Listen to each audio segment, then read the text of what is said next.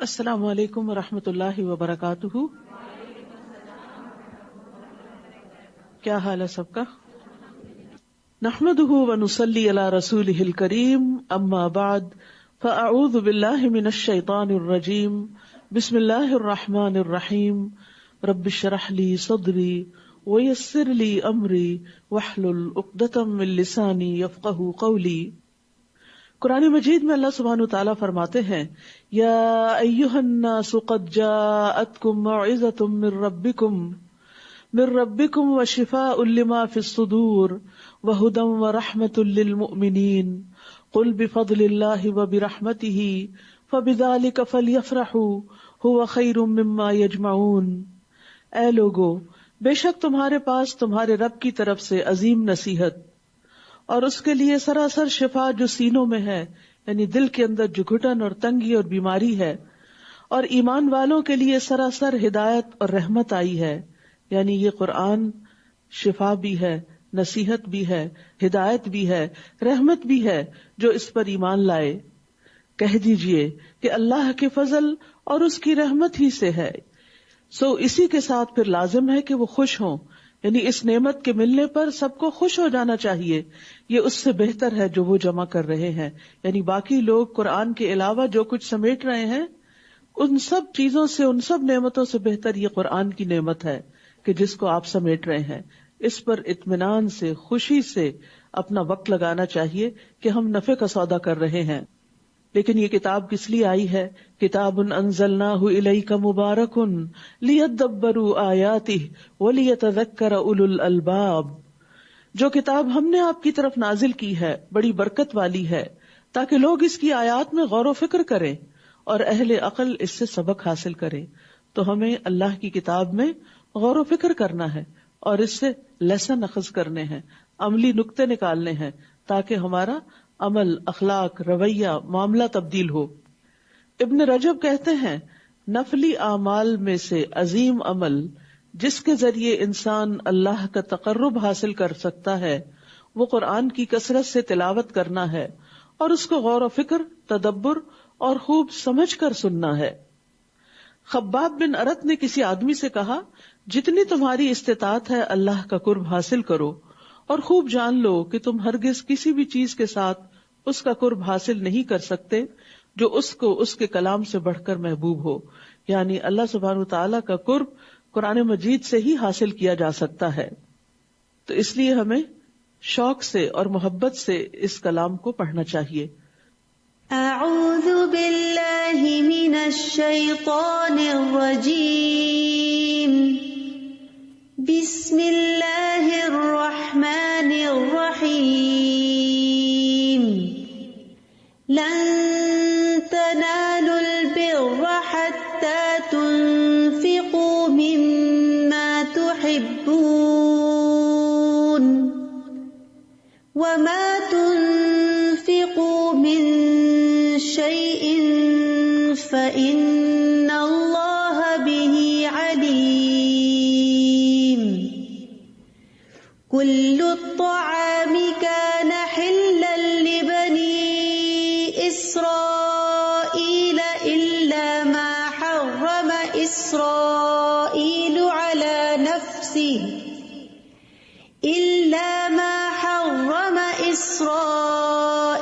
على نفسه من قبل أن تنزل التوراة.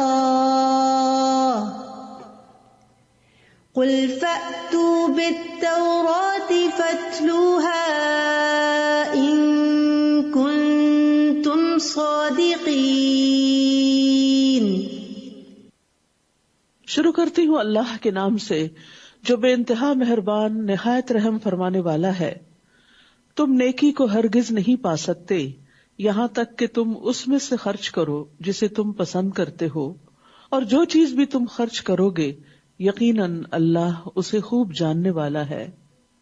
ہر شخص اپنے آپ کو نیک سمجھتا ہے اور چھوٹے موٹے نیکی کے کام سمجھ کر مطمئن ہو جاتا ہے، لیکن حقیقی نیکی اور تقوی اس کے حصے میں آتی ہے جو اللہ کے راستے میں اپنی محبوب ترین چیزوں میں سے خرچ کرتا ہے. یہاں بر کا لفظ استعمال ہوا ہے جس میں وسعت کا معنی پایا جاتا ہے. خیر کثیر کا معنی یعنی تم خیر کثیر نہیں پا سکتے جب تک محبوب چیز خرچ نہ کرو. اسی طرح بر کا معنی جنت بھی کیا گیا ہے کہ تم جنت تک پہنچ نہیں سکتے جب تک کہ اس میں سے خرچ نہ کرو جو تمہیں محبوب ہو، اور تم اس وقت تک کامل متقی نہیں بن سکتے جب تک کہ محبوب چیزوں میں سے خرچ نہ کرو. محبوب چیزیں کیا ہیں؟ انسان مال کی محبت میں تو بری طرح مبتلا ہے ہی. وَإِنَّهُ لِحُبِّ الْخَيْرِ لَشَدِيدٌ، یہ مال کی شدید محبت ہم سب کے اندر ہے کسی نہ کسی درجے میں. اور اسی محبت کے باوجود جب انسان خرچ کرتا ہے اللہ کی محبت میں تو اللہ سبحانہ وتعالیٰ اس سے محبت کرتا ہے اور اس کو اعلیٰ درجات عطا کرتا ہے. اسی طرح اولاد انسان کی محبوب ترین چیزوں میں سے ہوتی ہے. تو اولاد کو بھی اللہ سبحانہ وتعالیٰ کا اطاعت گزار بنانا اور اللہ کے دین کے کام کے لیے موٹیویٹ کرنا. اور جیسے پیچھے ہم نے حضرت مریم کی والدہ کی منت کے بارے میں پڑھا کہ انہوں نے اپنی محبوب چیز یعنی اپنی اولاد کو اللہ کے دین کے لیے آزاد کیا اور اس کی منت مانی، اس کی نظر مانی. تو اسی طرح اپنے بچوں سے اپنی ذاتی خدمت لینے کی بجائے یا اس میں سے وقت نکال کر اللہ کے دین کی خدمت کے لیے ان کو وقف کرنا بھی اسی میں شامل ہو جاتا ہے. اسی طرح اپنا آرام، اپنی نیند، ہم سب کو نیند بھی بہت پیاری ہوتی ہے اور بہت سے لوگ جب تک سوئے نہ اور اگر نیند میں کچھ کمی ہو جائے تو بار بار اس کا ذکر کرتے ہیں. تو اپنی نیند میں سے کچھ قربان کر کے اللہ کی خاطر کھڑے ہو کر قیام کرنا، اپنے اوقات، اپنی مشغولیات، اپنے دل پسند مشغلوں میں سے وقت نکال کر سنجیدہ کام دین کی تعلیم سیکھنا یا سکھانا. اور اسی طرح باقی بھی جو چیزیں ہمیں اپنے لیے پسند ہوتی ہیں انہیں دوسروں کے لیے پسند کرنا، یہ تمام چیزیں اس میں آ جاتی ہیں. اس سے پتہ چلتا ہے کہ ہمارا دین ہمیں اعلیٰ درجے کی اخلاقیات سکھاتا ہے کہ تم نیکی کو ہرگز نہیں پا سکتے، تم نیک نہیں کہلا سکتے، تم نیکی کے اعلیٰ درجے تک نہیں پہنچ سکتے یہاں تک کہ اس میں سے خرچ کرو جسے تم پسند کرتے ہو. اور جو چیز بھی تم خرچ کرو گے، چاہے مال ہو، اولاد ہو، وقت ہو، اپنی پسند کی کوئی چوائس کی چیز ہو، یقیناً اللہ اسے خوب جاننے والا ہے. اللہ کے نبی صلی اللہ علیہ وسلم نے فرمایا، اس ذات کی قسم جس کے ہاتھ میں میری جان ہے، تم میں سے کوئی بندہ اس وقت تک مومن نہیں ہو سکتا جب تک اپنے بھائی کے لیے خیر میں سے وہی پسند نہ کرے جو وہ اپنے لیے پسند کرتا ہے. صحابہ کرام نے جب اس آیت کو سنا تو کچھ نہ کچھ اللہ سبحانہ وتعالیٰ کے راستے میں ایسا دیا جو انہیں خود بہت زیادہ محبوب تھا. مثال کے طور پر حضرت علی رضی اللہ عنہ کے بارے میں آتا ہے کہ ایک مرتبہ انہوں نے اپنے غلام کو کہا کہ جاؤ کچھ کپڑے خرید کر لاؤ.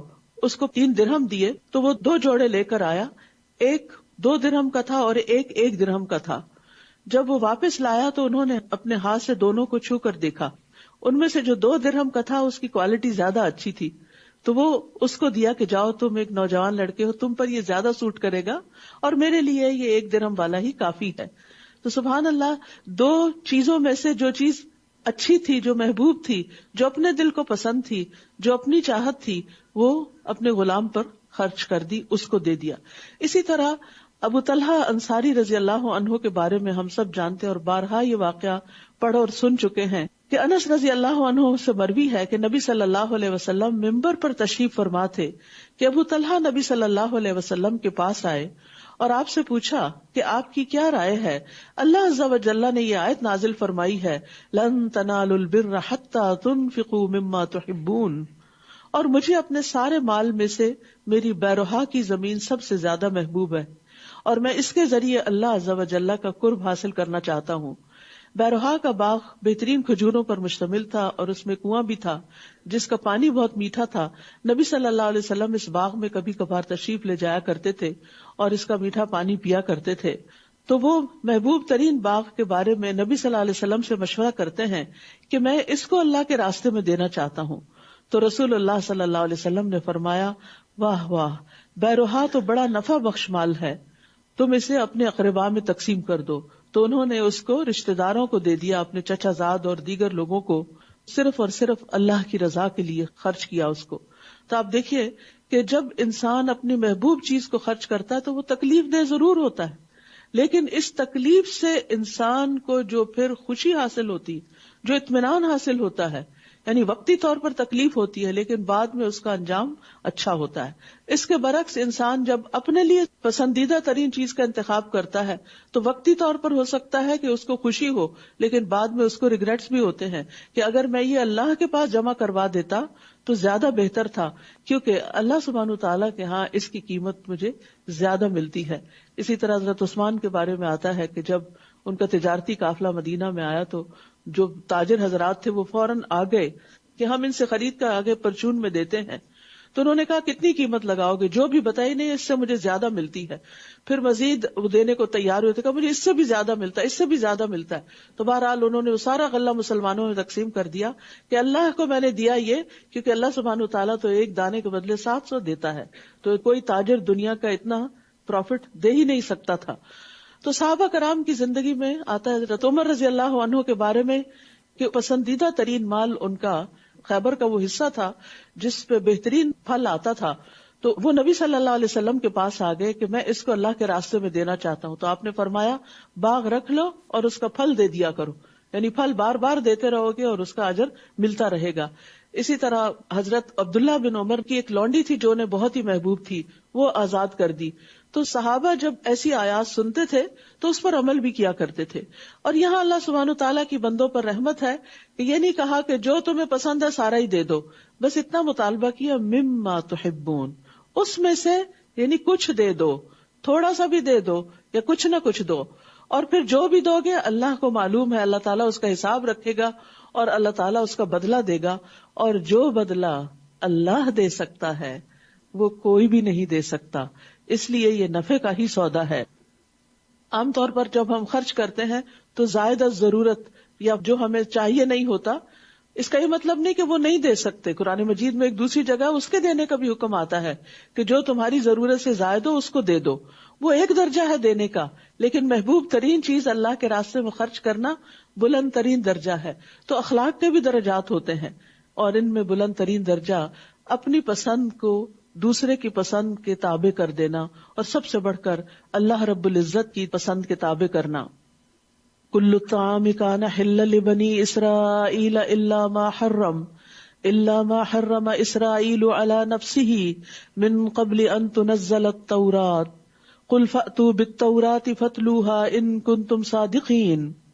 بنی اسرائیل کے لیے ہر کھانا حلال تھا سوائے اس کے جو اسرائیل یعقوب علیہ السلام نے تورات نازل کیے جانے سے پہلے اپنے نفس پر حرام کیا تھا. کہہ دیجئے تورات لے آؤ، پھر اسے پڑھ کر دیکھو اگر تم اپنی بات میں سچے ہو. یہاں یہود کے ایک اعتراض کا جواب دیا جا رہا ہے جس میں ان کا کہنا یہ تھا کہ محمد صلی اللہ علیہ وسلم نے بہت سی ایسی چیزوں کو حرام کر دیا ہے جو دین ابراہیمی میں حلال تھی. تو انہیں بتایا جا رہا ہے کہ ایسی کوئی بھی چیز نہیں. حضرت یعقوب تو بعد میں آئے ہیں، انہوں نے کچھ چیزیں اپنی بیماری کی وجہ سے اپنے اوپر حرام قرار دی تھی، لیکن اللہ سبحانہ تعالیٰ نے محمد صلی اللہ علیہ وسلم کو جن چیزوں کے حلال کرنے کا حکم دیا وہ اصلاً دین ابراہیمی میں بھی حلال ہی تھی. تو جو کوئی اس دلیل کے مل جانے کے بعد اللہ پر جھوٹ گڑے تو یہی لوگ دراصل ظالم ہیں. تو یاد رکھیے، قرآن سے سنت سے جب کسی چیز کی دلیل مل جائے تو اس کے بعد اس کا انکار کرنا اپنے آپ پر ظلم کرنا ہوتا ہے. کہہ دیجئے اللہ نے سچ کہا، پس تم ملت ابراہیم کی پیروی کرو جو یکسو تھا اور وہ مشرکین میں سے نہ تھا. بے شک پہلا گھر جو لوگوں کے لیے مقرر کیا گیا وہ وہی ہے جو مکہ میں ہے، تمام جہان والوں کے لیے برکت و ہدایت والا ہے. یہاں ایک اور اعتراض کا جواب دیا جا رہا ہے. اہل کتاب کا یہ کہنا تھا کہ بیت المقدس سب سے افضل قبلہ ہے اور اس کی طرف پہلے تم رخ کر کے نماز پڑھتے تھے، پھر تم نے اس کو کیوں چھوڑ دیا؟ تو بتایا یہ جا رہا ہے کہ پہلا قبلہ بیت المقدس نہیں، وہ بیت اللہ شریف ہے.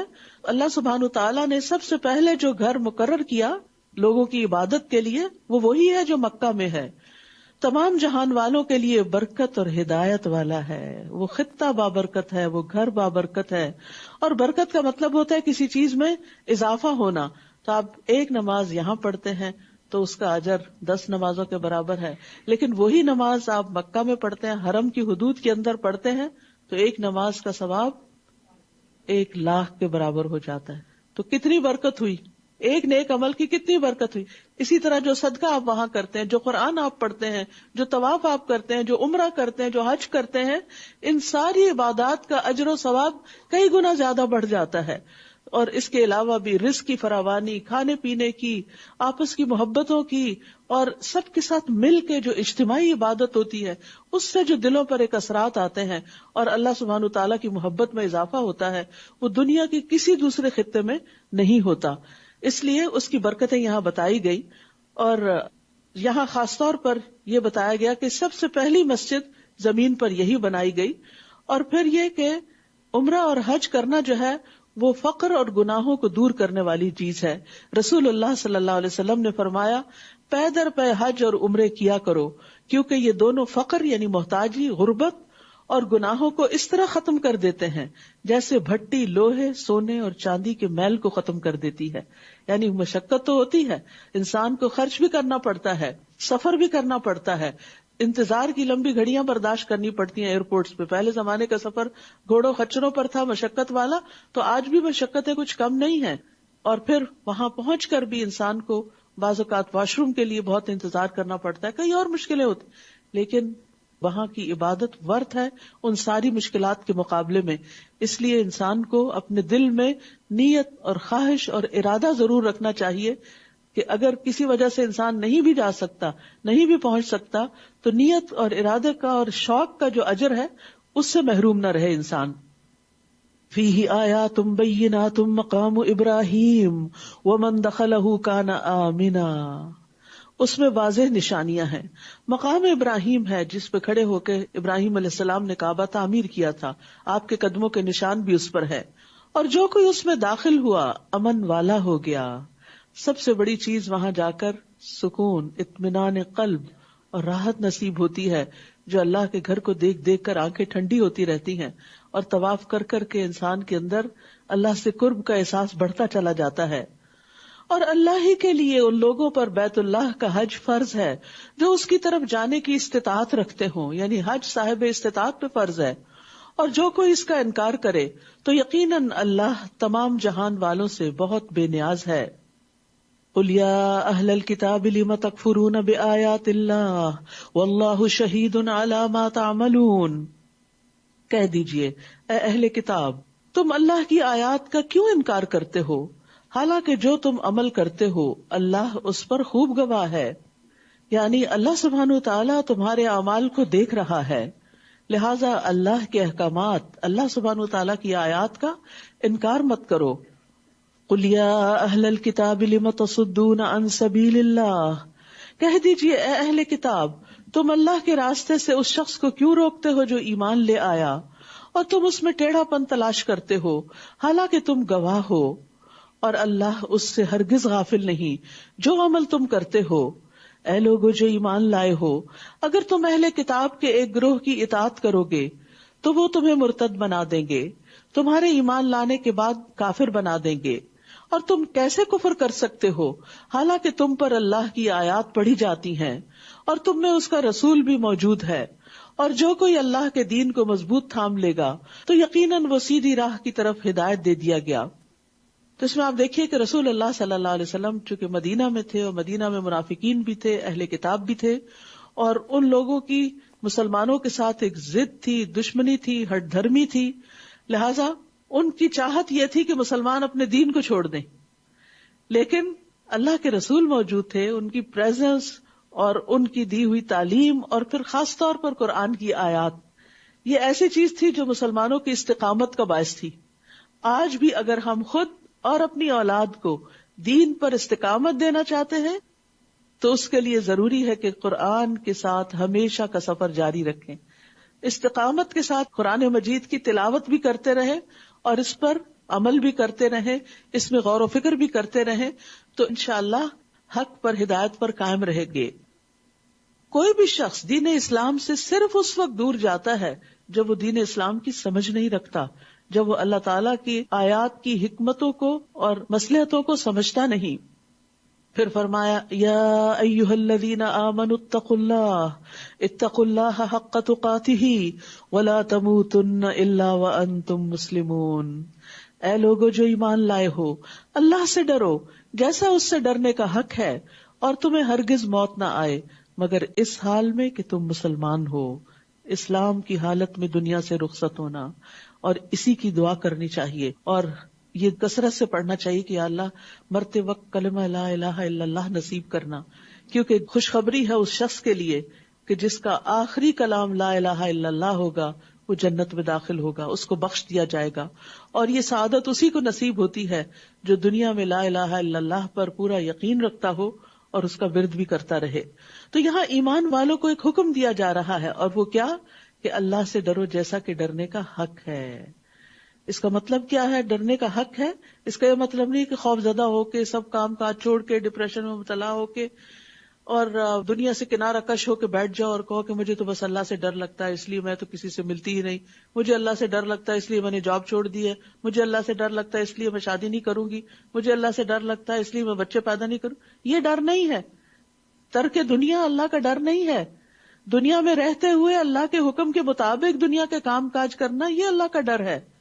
تو اسی لیے ابن مسعود اور حسن بصری اور اکرمہ اور قتادہ اور مقاتل کہتے ہیں کہ حق تقاتہ ہی کا مطلب یہ ہے کہ اس کی اطاعت کی جائے اور اس کی نافرمانی نہ کی جائے، اور اس کا شکر بجا لایا جائے اور اس کی ناشکری نہ کی جائے، اس کا ذکر کیا جائے اور اس کو بھلایا نہ جائے.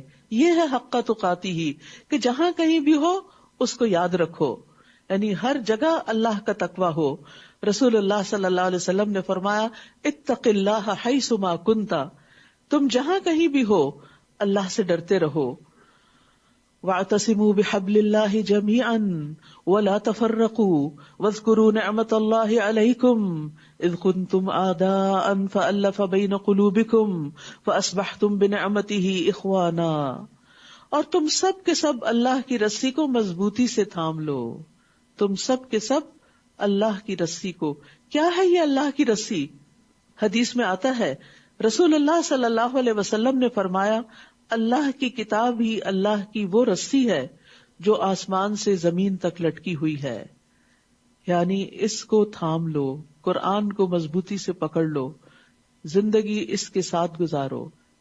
اگر اس کو پکڑے رکھو گے تو اللہ سبحانہ وتعالیٰ سے تعلق مضبوط رہے گا، اور جب اللہ سے تعلق مضبوط رہے گا تو پھر بھٹکو گے نہیں، سیدھے رستے پر ہی چلتے رہو گے.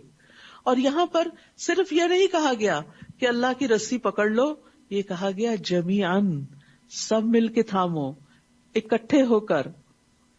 ابو ہریرہ رضی اللہ عنہ سے روایت ہے کہ رسول اللہ صلی اللہ علیہ وسلم نے فرمایا بے شک اللہ تم سے 3 باتوں سے راضی ہوتا ہے اور 3 باتوں سے ناراض ہوتا ہے. نمبر 1، وہ تمہارے لیے پسند کرتا ہے کہ اس کی عبادت کرو اور اس کے ساتھ کسی کو شریک نہ ٹھہراؤ. نمبر 2، اور تم سب اللہ کی رسی کو مضبوطی سے پکڑے رکھو. یہ اللہ کا حکم ہے، قرآن میں بھی اور حدیث میں بھی اس کی وضاحت آ گئی. اور نمبر 3، جن حکمرانوں کو اللہ نے تمہاری ذمہ داری سونپی ہے ان کی خیر خواہی کرو. اور 3 ناپسندیدہ باتیں کون سی ہیں؟ اور وہ تمہارے لیے قیل و قال کو، باتیں ادھر کی ادھر کی، ہی سیڈ شی سیڈ، فلاں یہ کہتا ہے فلاں یہ کہتا ہے، اور بیکار کی باتیں جن کا کوئی مطلب مقصد نہ ہو، جس سے کسی کے علم میں کوئی اضافہ نہ ہوتا ہو، نہ کسی کے عمل میں کوئی قوت آتی ہو، صرف قصے کہانیاں بیکار کے، اور بعض اوقات وہ غیبت میں ڈھل جاتی ہیں، لوگوں کی برائیاں اور ان کے عیب چینی کرنا. تو اس چیز کو ناپسند کیا گیا.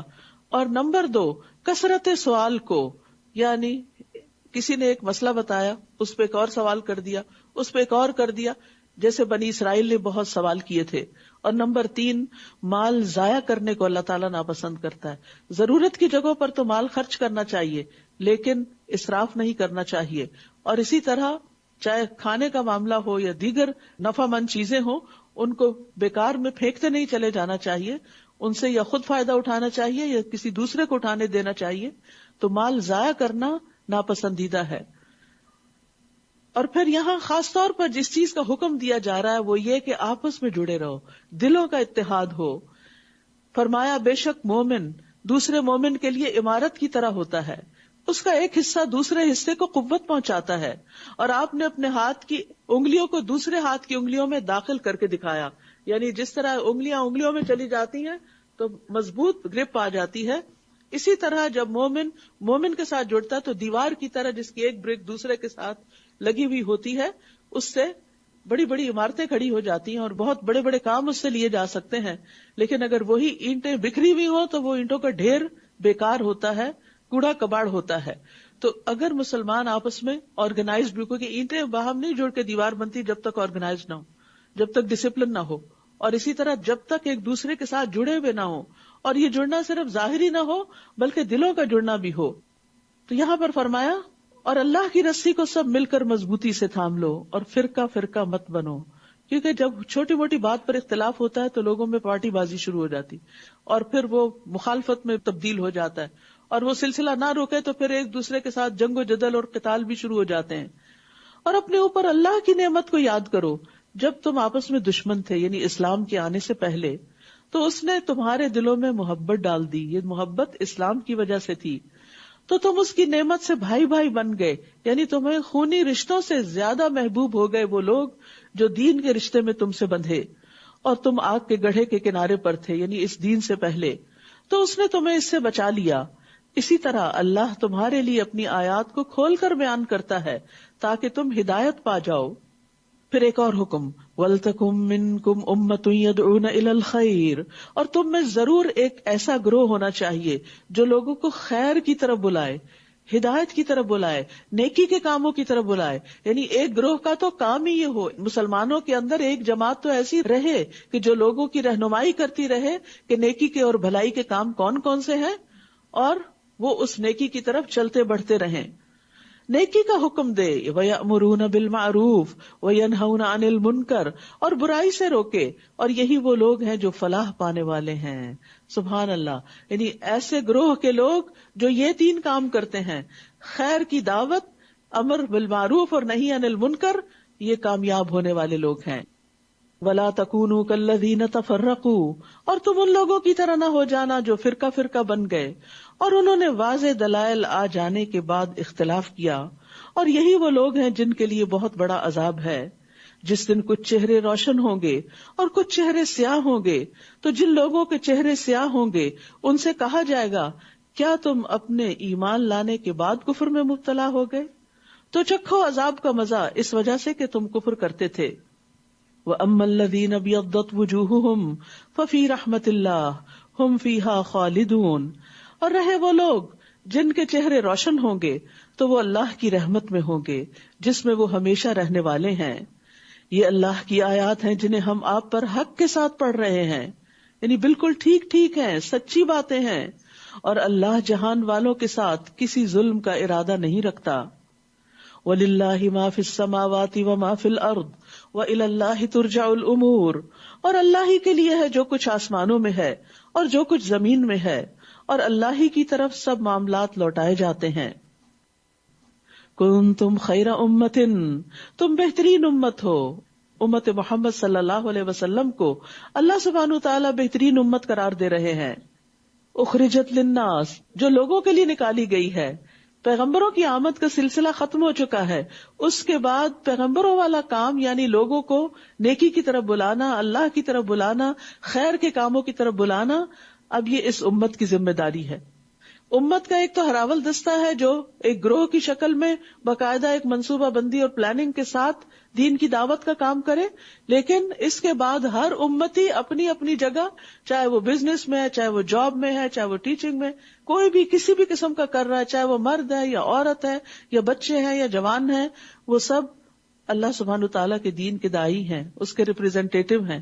وہ ہر جگہ ایک مسلمان کی حیثیت سے اچھے اخلاق، اچھے معاملات کا مظاہرہ کریں تاکہ کوئی بھی دیکھے تو سوچے کہ یہ لوگ مختلف ہیں دوسروں سے، یہ سب سے زیادہ خیر کے کاموں میں آگے بڑھنے والے، یہ انسانوں کے اور انسانیت کے سب سے زیادہ ہمدرد ہیں، یہ دوسروں کو تکلیف نہیں دیتے، یہ دوسروں کے لیے اچھا چاہتے ہیں، یہ دھوکہ نہیں دیتے، یہ جھوٹ نہیں بولتے، یہ خیانت نہیں کرتے، یہ فساد اور دنگا نہیں کرتے. لیکن افسوس یہ کہ آج خیر امت ان اعلیٰ ترین اخلاقیات اور کردار سے محروم ہو گئی، اور انہوں نے اپنے دین کے ان شعارات کو چھوڑ کر دین کو صرف چند مخصوص ریچولز میں کنورٹ کر لیا کہ بس یہی ہمارا دین ہے، جبکہ دین صرف ذاتی عبادت کا نام نہیں ہے. آپ نے روزہ رکھا ہے، آپ کو فائدہ ہوگا، لیکن اس روزے کا فائدہ دوسروں کو کب ہوگا؟ جب روزہ رکھ کے آپ جھوٹ بولنا چھوڑیں گے، جب آپ لڑائی جھگڑا چھوڑیں گے. تو اسی چیز کی دعوت یہاں دی جا رہی ہے کہ تم بہترین امت ہو جو انسانوں کے لیے پیدا کی گئی. لیکن افسوس یہ کہ آج ہم صرف اپنے ذاتی مفادات اور ذاتی اغراض اور دنیا کی محبت میں مبتلا ہو کر صرف دنیا کی ترقی کے لیے کوشاں ہیں اور انسانیت کی بھلائی کے کام بھول گئے ہیں. اور انسانیت کی بھلائی کیسے ہوگی؟ تأمرون بالمعروف وتنہون عن المنکر، تم نیکی کا حکم دیتے ہو اور برائی سے روکتے ہو. یعنی کسی کی بھی سب سے سچی خیرخواہی یہی ہے کہ اس کو صحیح بات بتائی جائے، چاہے اس کو اچھی نہ بھی لگے.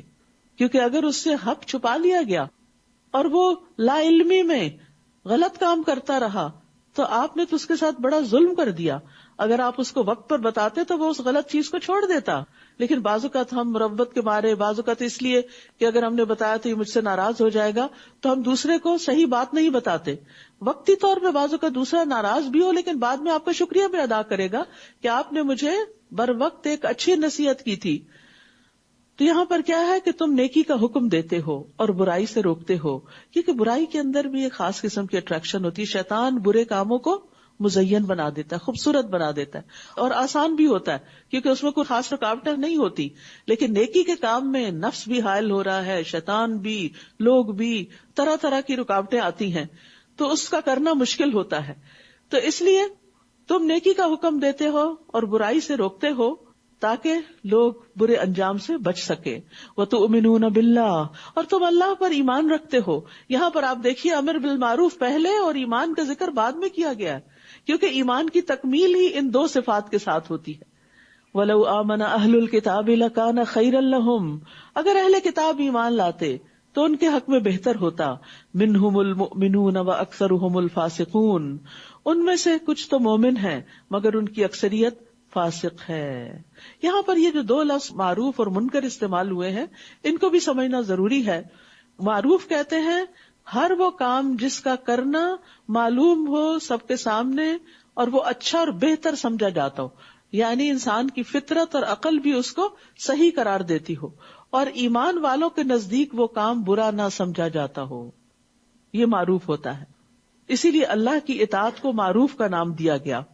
اور منکر سے مراد بنیادی طور پر ہر وہ کام جس کو اللہ تعالیٰ ناپسند کرتا ہے اور ایمان والے بھی اس کو برا خیال کرتے ہیں، اور اسی طرح انسان کی فطرت اور عقل بھی اس کا انکار کرتی ہے. تو یاد رکھیے امر بالمعروف اور نہی عن المنکر اسلام کے دیگر ارکان کی طرح ایک فرض رکن ہے. نبی صلی اللہ علیہ وسلم نے فرمایا اسلام کے 8 حصے ہیں. ایک حصہ اسلام، پھر نماز، زکوٰۃ، روزہ، حج بیت اللہ، امر بالمعروف، نہی عن المنکر، جہاد فی سبیل اللہ. فرمایا وہ شخص ناکام و نامراد ہوا جس کے لیے اس میں سے کوئی بھی حصہ نہیں. تو یہاں پر آپ دیکھیے امر بالمعروف الگ رکن ہے، نہی عن المنکر الگ رکن ہے، اور پھر اس کے بعد جہاد فی سبیل اللہ کا لفظ ہے. عام طور پر لوگوں کے اندر بڑی غلط فہمی پائی جاتی ہے، وہ سمجھتے ہیں کہ جہاد کا مطلب صرف قتال کرنا ہے، جبکہ جہاد کے لفظی معنی اگر آپ دیکھیں تو اس کا مطلب ہوتا ہے اٹموسٹ اسٹرگل کرنا، بڑے پیمانے پہ کوشش کرنا، محنت کرنا فی سبیل اللہ، اللہ کے راستے میں، یعنی اللہ کے دین کی خاطر اس کو سیکھنے، سکھانے، لوگوں تک خیر لے جانے، ان سے شر کو روکنے اور لوگوں کی فلاح و بہبود کے کام کرنے. یعنی جیسے بیوہ اور یتیم کے لیے بھاگ دوڑ کرنے والا بھی فی سبیل اللہ ہوتا ہے. تو ان سب کے لیے بہت ضروری ہے کہ انسان دین کے ان ارکان کو سمجھنے والا ہو اور ان پر عمل کرنے والا بھی ہو. حضرت عائشہ سے مروی ہے، وہ کہتی ہیں کہ ایک مرتبہ رسول اللہ صلی اللہ علیہ وسلم تشریف لائے تو مجھے آپ کے چہرے سے محسوس ہوا کہ آپ کی طبیعت میں کچھ گھٹن ہے. بس آپ نے وضو کیا اور کسی سے بات کیے بغیر واپس چلے گئے. میں نے حجروں کے قریب ہو کر سنا آپ یہ فرما رہے تھے، اے لوگو، اللہ عز و جل فرماتا ہے کہ نیکی کا حکم دو اور برائی سے منع کرو، اس سے پہلے کہ تم مجھے پکارو اور میں تمہاری دعائیں قبول نہ کروں. تم مجھ سے سوال کرو اور میں تمہیں کچھ عطا نہ کروں، اور تم مجھ سے مدد مانگو تو میں تمہاری مدد نہ کروں. تو آج آپ دیکھیے کہ مسلمانوں نے یہ کام چھوڑ دیا تو پھر دنیا میں جگہ جگہ جو حالات ہو رہے ہیں وہ ہم سب کو معلوم ہے. لن یضروکم الا اذی، وہ تمہیں ہرگز نقصان نہیں دے سکتے یعنی تمہارے دشمن تمہارا کچھ بگاڑ نہیں سکتے، یعنی اگر تم یہ سب کام کرتے رہو گے سوائے کچھ اذیت دینے کے، کچھ باتیں بنانے کے، اور اگر وہ تم سے جنگ کریں تو تم سے پشت پھیر جائیں گے، پھر وہ مدد نہ کیے جائیں گے۔ وہ جہاں کہیں بھی پائے گئے ان پہ ذلت مسلط کر دی گئی، الا یہ کہ اللہ کی پناہ میں آ جائیں اور لوگوں کی پناہ میں آ جائیں، اور وہ اللہ کی طرف سے غضب میں گرفتار ہو کر پلٹے اور ان پر محتاجی مسلط کر دی گئی۔ یہ سب اس لیے ہوا کہ بے شک وہ اللہ کی آیات سے کفر کرتے تھے، اللہ کی آیات کو نہیں مانتے تھے اور انبیاء کو ناحق قتل کرتے تھے۔ یہ اس وجہ سے بھی ہوا کہ وہ نافرمانی کرتے تھے اور حد سے بڑھ جاتے تھے۔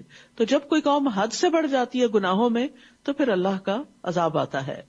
وہ سب ایک جیسے نہیں۔ اہل کتاب میں سے ایک جماعت ایسی بھی ہے جو حق پر قائم ہے، وہ رات کی گھڑیوں میں اللہ کی آیات کی تلاوت کرتے ہیں اور سجدے بھی کرتے ہیں۔ تو یہاں پر آپ دیکھیے بہترین خوبیوں کا ذکر کیا گیا ہے کہ ایمان لانے کے بعد ایمان کی سچائی کا ثبوت انسان کیسے دیتا ہے، اپنی پسندیدہ چیز قربان کر کے، نیند قربان کر کے رات کی گھڑیوں میں اٹھتے ہیں، اللہ کی کتاب پڑھتے ہیں اور سجدے بھی کرتے ہیں۔ قیام اللیل کی فضیلت ہے، اور الحمدللہ رمضان آ رہا ہے اور سب کو موقع ملے گا، کیونکہ رمضان میں قیام جو ہے وہ عام دنوں کے قیام سے بھی افضل ہو جاتا ہے۔ اور بہترین قیام وہ ہے جس میں زیادہ قرآن کی تلاوت کی جائے، یعنی صرف 20 رکعتیں پوری کرنا ضروری نہیں کہ جلدی جلدی اس کو پڑھ لیا جائے، کہ نمبر پورا کرنا اصل مقصود نہیں۔ نبی صلی اللہ علیہ وسلم نے کبھی 20 نہیں پڑھی، لیکن اصل چیز یہ ہے کہ اس میں قرآن کو سنا جائے یا خود پڑھا جائے۔ اور پھر اسی طرح علم کے سیکھنے سکھانے کے لیے بھی رات کو جاگنا فضیلت والا ہے۔ یعنی اگر آپ قرآن سیکھ رہے ہیں، یہ سکھا رہے ہیں اور اس کے لیے تیاری کر رہے ہیں اور رات کی گھڑیوں میں اس کو پڑھتے ہیں، اپنا حفظ یا ترجمے کا سبق یاد کرتے ہیں، کسی بھی طرح کوئی علم آپ حاصل کر رہے ہیں، تو اس کی بھی یہاں فضیلت بتائے گی۔ تو عمومی طور پر قرآن کو رات میں پڑھنے کی فضیلت دن کے مقابلے میں زیادہ ہے، کیونکہ اس وقت یکسوئی بھی ہوتی ہے، اور نبی صلی اللہ علیہ وسلم بھی قرآن مجید کی زیادہ تر تلاوت رات کی گھڑیوں میں کیا کرتے تھے۔ اور یہاں ایک بات یہ بھی یاد رکھیے کہ بعض اوقات علم کا سیکھنا سکھانا جو ہے نفل نماز سے بھی افضل ہو جاتا ہے۔ یؤمنون باللہ والیوم الآخر ویأمرون بالمعروف وینہون عن المنکر ویسارعون فی الخیرات واولئک من الصالحین۔ اہل کتاب میں سے جن کے اندر یہ صفات ہے ان کی تعریف بیان کی جا رہی ہے، اور اس میں آپ دیکھیے کہ صالح بننے کے لیے یہ کام کرنا ضروری ہے جن کا اوپر ذکر ہے۔ ہم سب چاہتے ہیں کہ ہم نیک بنیں۔ اچھا، جب نیکی کی بات آتی ہے تو ہم نماز، روزہ، صدقہ خیرات، لوگوں کے ساتھ اچھا سلوک، بس بات ختم نہیں۔ امر بالمعروف اور نہی عن المنکر بھی ضروری ہے، اور یہ نیکی کا جو کام بھی کریں گے تو ہرگز ان کی ناقدری نہ کی جائے گی۔ یعنی ان بڑے بڑے کاموں کے علاوہ چھوٹی موٹی اور جو بھی نیکی ہوگی وہ بھی اللہ جانتا ہے اور اللہ اس کو قبول کرے گا۔ واللہ علیم بالمتقین، اور اللہ تقوی والوں کو خوب جاننے والا ہے۔ یقیناً وہ لوگ جنہوں نے کفر کیا، ان کے مال اور ان کی اولاد انہیں اللہ سے بچانے میں ہرگز کچھ بھی کام نہ آئیں گے۔ انسان ان نیک کاموں کو کیوں چھوڑتا ہے؟ کیونکہ مال اور اولاد آڑے آتی ہے، ان کے پیچھے بھاگتا ہے۔ فرمایا وہ کام نہیں آئیں گے، اور یہی لوگ آگ کے ساتھی ہیں، وہ اس میں ہمیشہ رہنے والے ہیں۔ اس دنیا میں جو کچھ وہ خرچ کرتے ہیں اس کی مثال اس ہوا کی طرح ہے جس میں سخت سردی ہو، جو ایسی قوم کی کھیتی کو جا پہنچے جنہوں نے اپنے نفسوں پہ ظلم کیا، پھر وہ اس کھیتی کو برباد کر دے، اور اللہ نے ان پر ظلم نہیں کیا لیکن وہ خود اپنے نفسوں پہ ظلم کرتے ہیں۔ مطلب یہ ہے کہ جو لوگ آخرت کو بھول کر، اپنی ذمہ داریوں کو بھول کر صرف مال کمانے پر اور مال کو اپنی پسند کی جگہوں پہ خرچ کرنے پر اور کبھی کبھار کسی خیراتی کام میں بھی خرچ کرنے پر لگاتے ہیں، تو وہ دیر پا فائدوں کا حامل نہیں۔ دنیا میں تھوڑی سی رونق آئے گی، پھر جلد ہی دنیا کا مال بھی ختم ہوگا اور آخرت میں تو کچھ ہے ہی نہیں۔ تو اس سے یہ پتہ چلتا ہے کہ گناہ جو ہیں مصائب کا سبب ہیں، گناہ ہلاکت کا سبب ہیں، گناہ اپنی جان پہ ظلم کرنا ہے۔ وَمَا ظَلَمَهُمُ اللَّهُ وَلَٰكِنْ أَنفُسَهُمْ يَظْلِمُونَ۔ تو آپ دیکھیے یہاں پر کتنی اہم بات کی گئی کہ جو لوگ صرف اس دنیا کی زندگی میں مال خرچ کرتے رہتے، رنگ رنگ کے لباس خرید لیے، رنگ رنگ کے جوتے، کچھ لوگوں کو کپڑے بنانے کا کریز ہوتا ہے، ایک کے بعد ایک جوڑا، ایک ڈیزائنر، دوسرا ڈیزائنر، یہ ٹرائی کرو وہ۔ کچھ لوگوں کو مزے مزے کے کھانے کا کریز ہوتا ہے، وہ اپنی آمدنی کا ایک بڑا حصہ مختلف ریسٹورینٹس میں مزے مزے کے کھانے میں ہی لگا دیتے ہیں، اور کسی غریب رشتہ دار اور کسی اور کا کوئی حق انہیں یاد نہیں ہوتا. کچھ لوگوں کو صرف نئے نئے جوتے خریدنے کا شوق ہوتا، مہنگے ترین جوتے خرید کر گھر بھر لیتے ہیں. تھوڑے سے بھی پیسے جمع ہوئے، چلو ہالیڈیز پہ چلتے ہیں، سب لٹا کے آ گئے. جتنا بھی مال ہے وہ سارے کے سارے صرف دنیا کی لذت میں خرچ ہو رہا ہے، آخرت کے لیے خرچ نہیں کر رہے. کہا کہ یہ سب کچھ ادھر ہی برباد ہو جائے گا، آگے کچھ نہیں ملے گا، آگے وہ ملے گا جو آگے بھیجیں گے. اے لوگو جو ایمان لائے ہو، اپنے علاوہ دوسروں کو اپنا رازدار نہ بناؤ، وہ تمہیں کسی خرابی میں مبتلا کرنے میں کمی نہ کریں گے. وہ دل سے چاہتے ہیں کہ تم کسی مشکل میں پڑو، یعنی تمہارے حاسد. یقیناً بغض ان کے منہوں سے ظاہر ہو چکا ہے، اور جو ان کے سینے چھپاتے ہیں وہ تو اور بھی زیادہ بڑا ہے. یقیناً ہم نے تمہارے لیے نشانیاں کھول کر بیان کر دی ہیں اگر تم عقل رکھتے ہو. ہاں تم وہی لوگ ہو جو ان سے محبت رکھتے ہو جبکہ وہ تم سے محبت نہیں رکھتے، اور تم ساری کی ساری کتاب پر ایمان رکھتے ہو، یعنی تورات، انجیل، زبور، سب پر ایمان رکھتے ہو، سارے صحیفوں پر، 104 کتابوں پر ایمان رکھتے ہو، جبکہ وہ تمہاری کتاب پر ایمان نہیں رکھتے. وہ جب تم سے ملاقات کرتے ہیں تو کہتے ہیں ہم ایمان لائے، منافقین کی طرف اشارہ ہے، اور جب وہ اکیلے ہوتے ہیں تو تم پر غصے کی وجہ سے اپنی انگلیاں کاٹ کھاتے ہیں. کہہ دیجئے مر جاؤ اپنے غصے میں، یقیناً اللہ سینوں کے بھید خوب جاننے والا ہے. اگر تمہیں کوئی بھلائی پہنچے تو وہ انہیں بری لگتی ہے، حاسد جو ہیں، اور اگر تمہیں کوئی برائی پہنچے تو وہ اس پہ خوش ہوتے ہیں. ایسا کون کرتا ہے جو کسی کی تکلیف پہ خوش ہو، جو اندر سے انتہائی گھٹیا انسان ہو؟ یہ گھٹیا پن کی علامت، یہ منافقت کی علامت ہے کہ دوسرے کی تکلیف پہ خوش ہونا اور اس کی خوشی پہ ناراض ہونا. جو مومن ہوتا ہے وہ دوسرے کی خوشی پہ خوش ہوتا ہے اور دوسرے کی تکلیف پہ تکلیف محسوس کرتا ہے. ایسی صورت میں اگر تم صبر کرو اور تقوی اختیار کرو تو ان کی چال تمہیں کچھ بھی نقصان نہ دے گی. سبحان اللہ. کوئی آپ سے حسد کر رہا ہو، کوئی آپ کا برا چاہتا ہو، تو آپ جواب میں کیا کریں؟ اللہ سبحانہ وتعالیٰ نے طریقہ بتا دیا، صبر اور تقوی. صبر کیا ہے؟ ویسا رویہ اختیار نہیں کرنا جو دوسرا کر رہا ہے، تم نے اس بدترین اخلاق کے نچلے درجے پہ نہیں اترنا. اور دوسرا یہ کہ تقوی انسان کو روک لیتا ہے کسی بھی غلط بات سے. اور یاد رکھیے ایسے لوگوں سے اور ایسے دوستوں سے پناہ مانگنی چاہیے کہ جو انسان سے ظاہر میں تو محبت کا اظہار کرے اور اندر سے وہ جڑیں کاٹنے والے ہوں. اللہم انی اعوذ بک من جار السوء ومن زوج تشیبنی قبل المشیب ومن ولد یکون علی ربا ومن مال یکون علی عذابا ومن خلیل ماکر عینہ ترانی وقلبہ یرعانی ان رآ حسنۃ دفنها واذا رآ سیئۃ اذاعها. اے اللہ میں تیری پناہ طلب کرتا ہوں برے پڑوسی سے، ایسے زوج سے، شوہر یا بیوی دونوں میں سے جو بھی ایک دوسرے کے لیے جو مجھے بڑھاپے سے پہلے بوڑھا کر دے، یعنی ایسا ذلیل کرے کہ زندگی کی خوشیاں چھین لے، اور ایسی اولاد سے جو میری آقا بن بیٹھے، اپنے حکم مجھ پہ چلائے، ایسے مال سے جو میرے لیے باعث عذاب بن جائے، دنیا میں مصیبت کا یا آخرت میں. سبحان اللہ.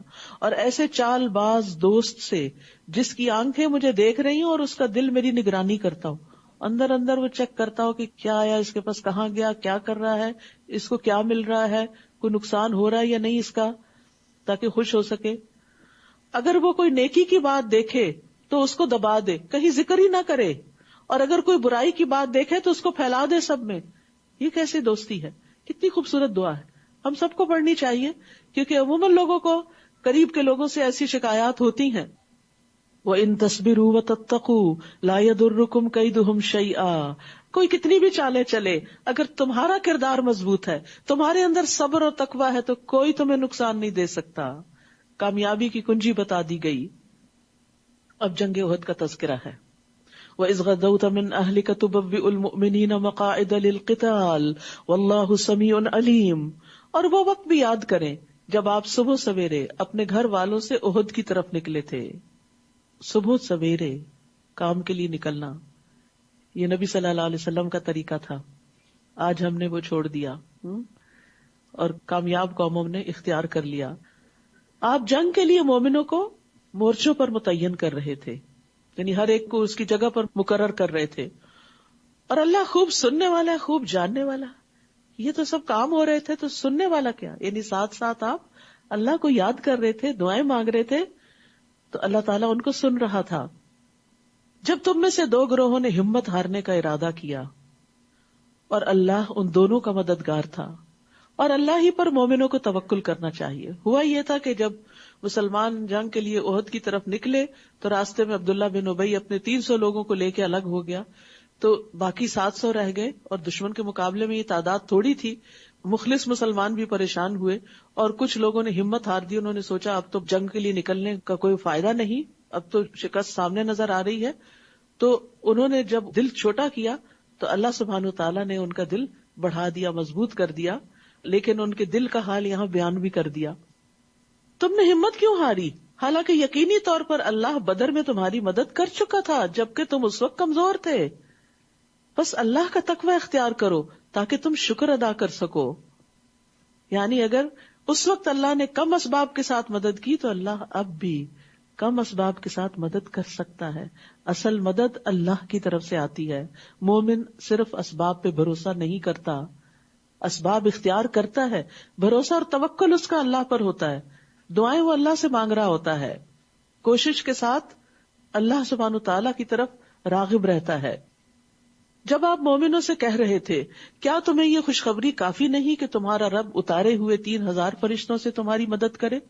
کیوں نہیں، بلکہ اگر تم صبر کرو گے اور تقوی اختیار کرو گے اور وہ دشمن تمہارے پاس اپنے جوش سے آئے تو تمہارا رب بھی 5000 نشان لگائے ہوئے فرشتوں سے تمہاری مدد کرے گا. یعنی اللہ کی مدد اسی اعتبار سے آتی ہے جس اعتبار سے ہمارے اندر جوش جذبہ ہوتا ہے. اور اللہ نے اس مدد کو تمہارے لیے خوشخبری ہی بنا دیا، اور تاکہ تمہارے دل اس سے مطمئن ہو جائیں. اور مدد تو بس اللہ ہی کے پاس سے ہے جو بہت زبردست، بہت حکمت والا ہے. اور یہ مدد اس لیے بھی آئی تاکہ وہ کافروں کا ایک حصہ کاٹ دے یا وہ انہیں ذلیل و پسپا کر دے تو وہ نامراد ہو کر لوٹ جائیں. یعنی جو اہل مکہ جنگ کے لیے آئے ہوئے تھے وہ ناکام ہو کے واپس جائیں. آپ کے لیے اس معاملے میں سے کچھ بھی اختیار نہیں، خواہ وہ ان پر مہربان ہو جائے یا وہ انہیں عذاب دے، کیونکہ یقیناً وہ ظالم ہے.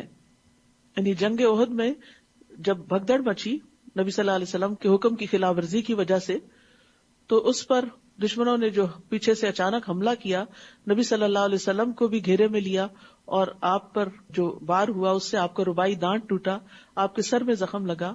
آپ اپنے سر سے خون پوچھ رہے تھے اور فرما رہے تھے وہ قوم کیسے فلاح پائے گی جس نے اپنے نبی کے سر پر زخم لگا دیا اور اس کا دانت توڑ دیا، جبکہ وہ انہیں اللہ کی طرف بلا رہا تھا. اور یہ مشرکین مکہ کی طرف آپ کا اشارہ تھا جنہوں نے آپ کو تکلیف دی تھی. تو اس وقت اللہ سبحانہ وتعالیٰ نے آیت نازل فرمائی کہ اس معاملے میں آپ کے ہاتھ میں کچھ نہیں. آپ کہہ رہے ہیں کیسے فلاح پائے گی، یہ تو اللہ کا کام ہے کہ انہیں ایمان کی دولت دے دے اس غلطی اور گناہ کے بعد بھی، یا ان کو عذاب دے کہ وہ ظالم ہیں. یعنی بندوں کو ہدایت دینا چاہے وہ کتنے ہی حق سے دور چلے گئے ہوں، یہ اللہ کا کام ہے. کسی بھی انسان کو ججمنٹل نہیں ہونا چاہیے، اچھا فلاں وہ تو ضرور ایسا ہوگا. نہیں، ہر انسان کے اندر خیر ہے. آپ کو نہیں پتا کون کس وقت اللہ کا محبوب ترین بندہ بن جائے. اور اللہ ہی کے لیے ہے جو کچھ آسمانوں میں ہے اور جو کچھ زمین میں ہے، اور جسے وہ چاہتا ہے بخش دیتا ہے اور جسے وہ چاہتا ہے عذاب دیتا ہے. اور اللہ بہت بخشنے والا ہے، نہایت رحم کرنے والا ہے. اے لوگو جو ایمان لائے ہو، تم کئی گنا بڑھا چڑھا کر سود نہ کھاؤ اور اللہ سے ڈرو تاکہ تم فلاح پا جاؤ.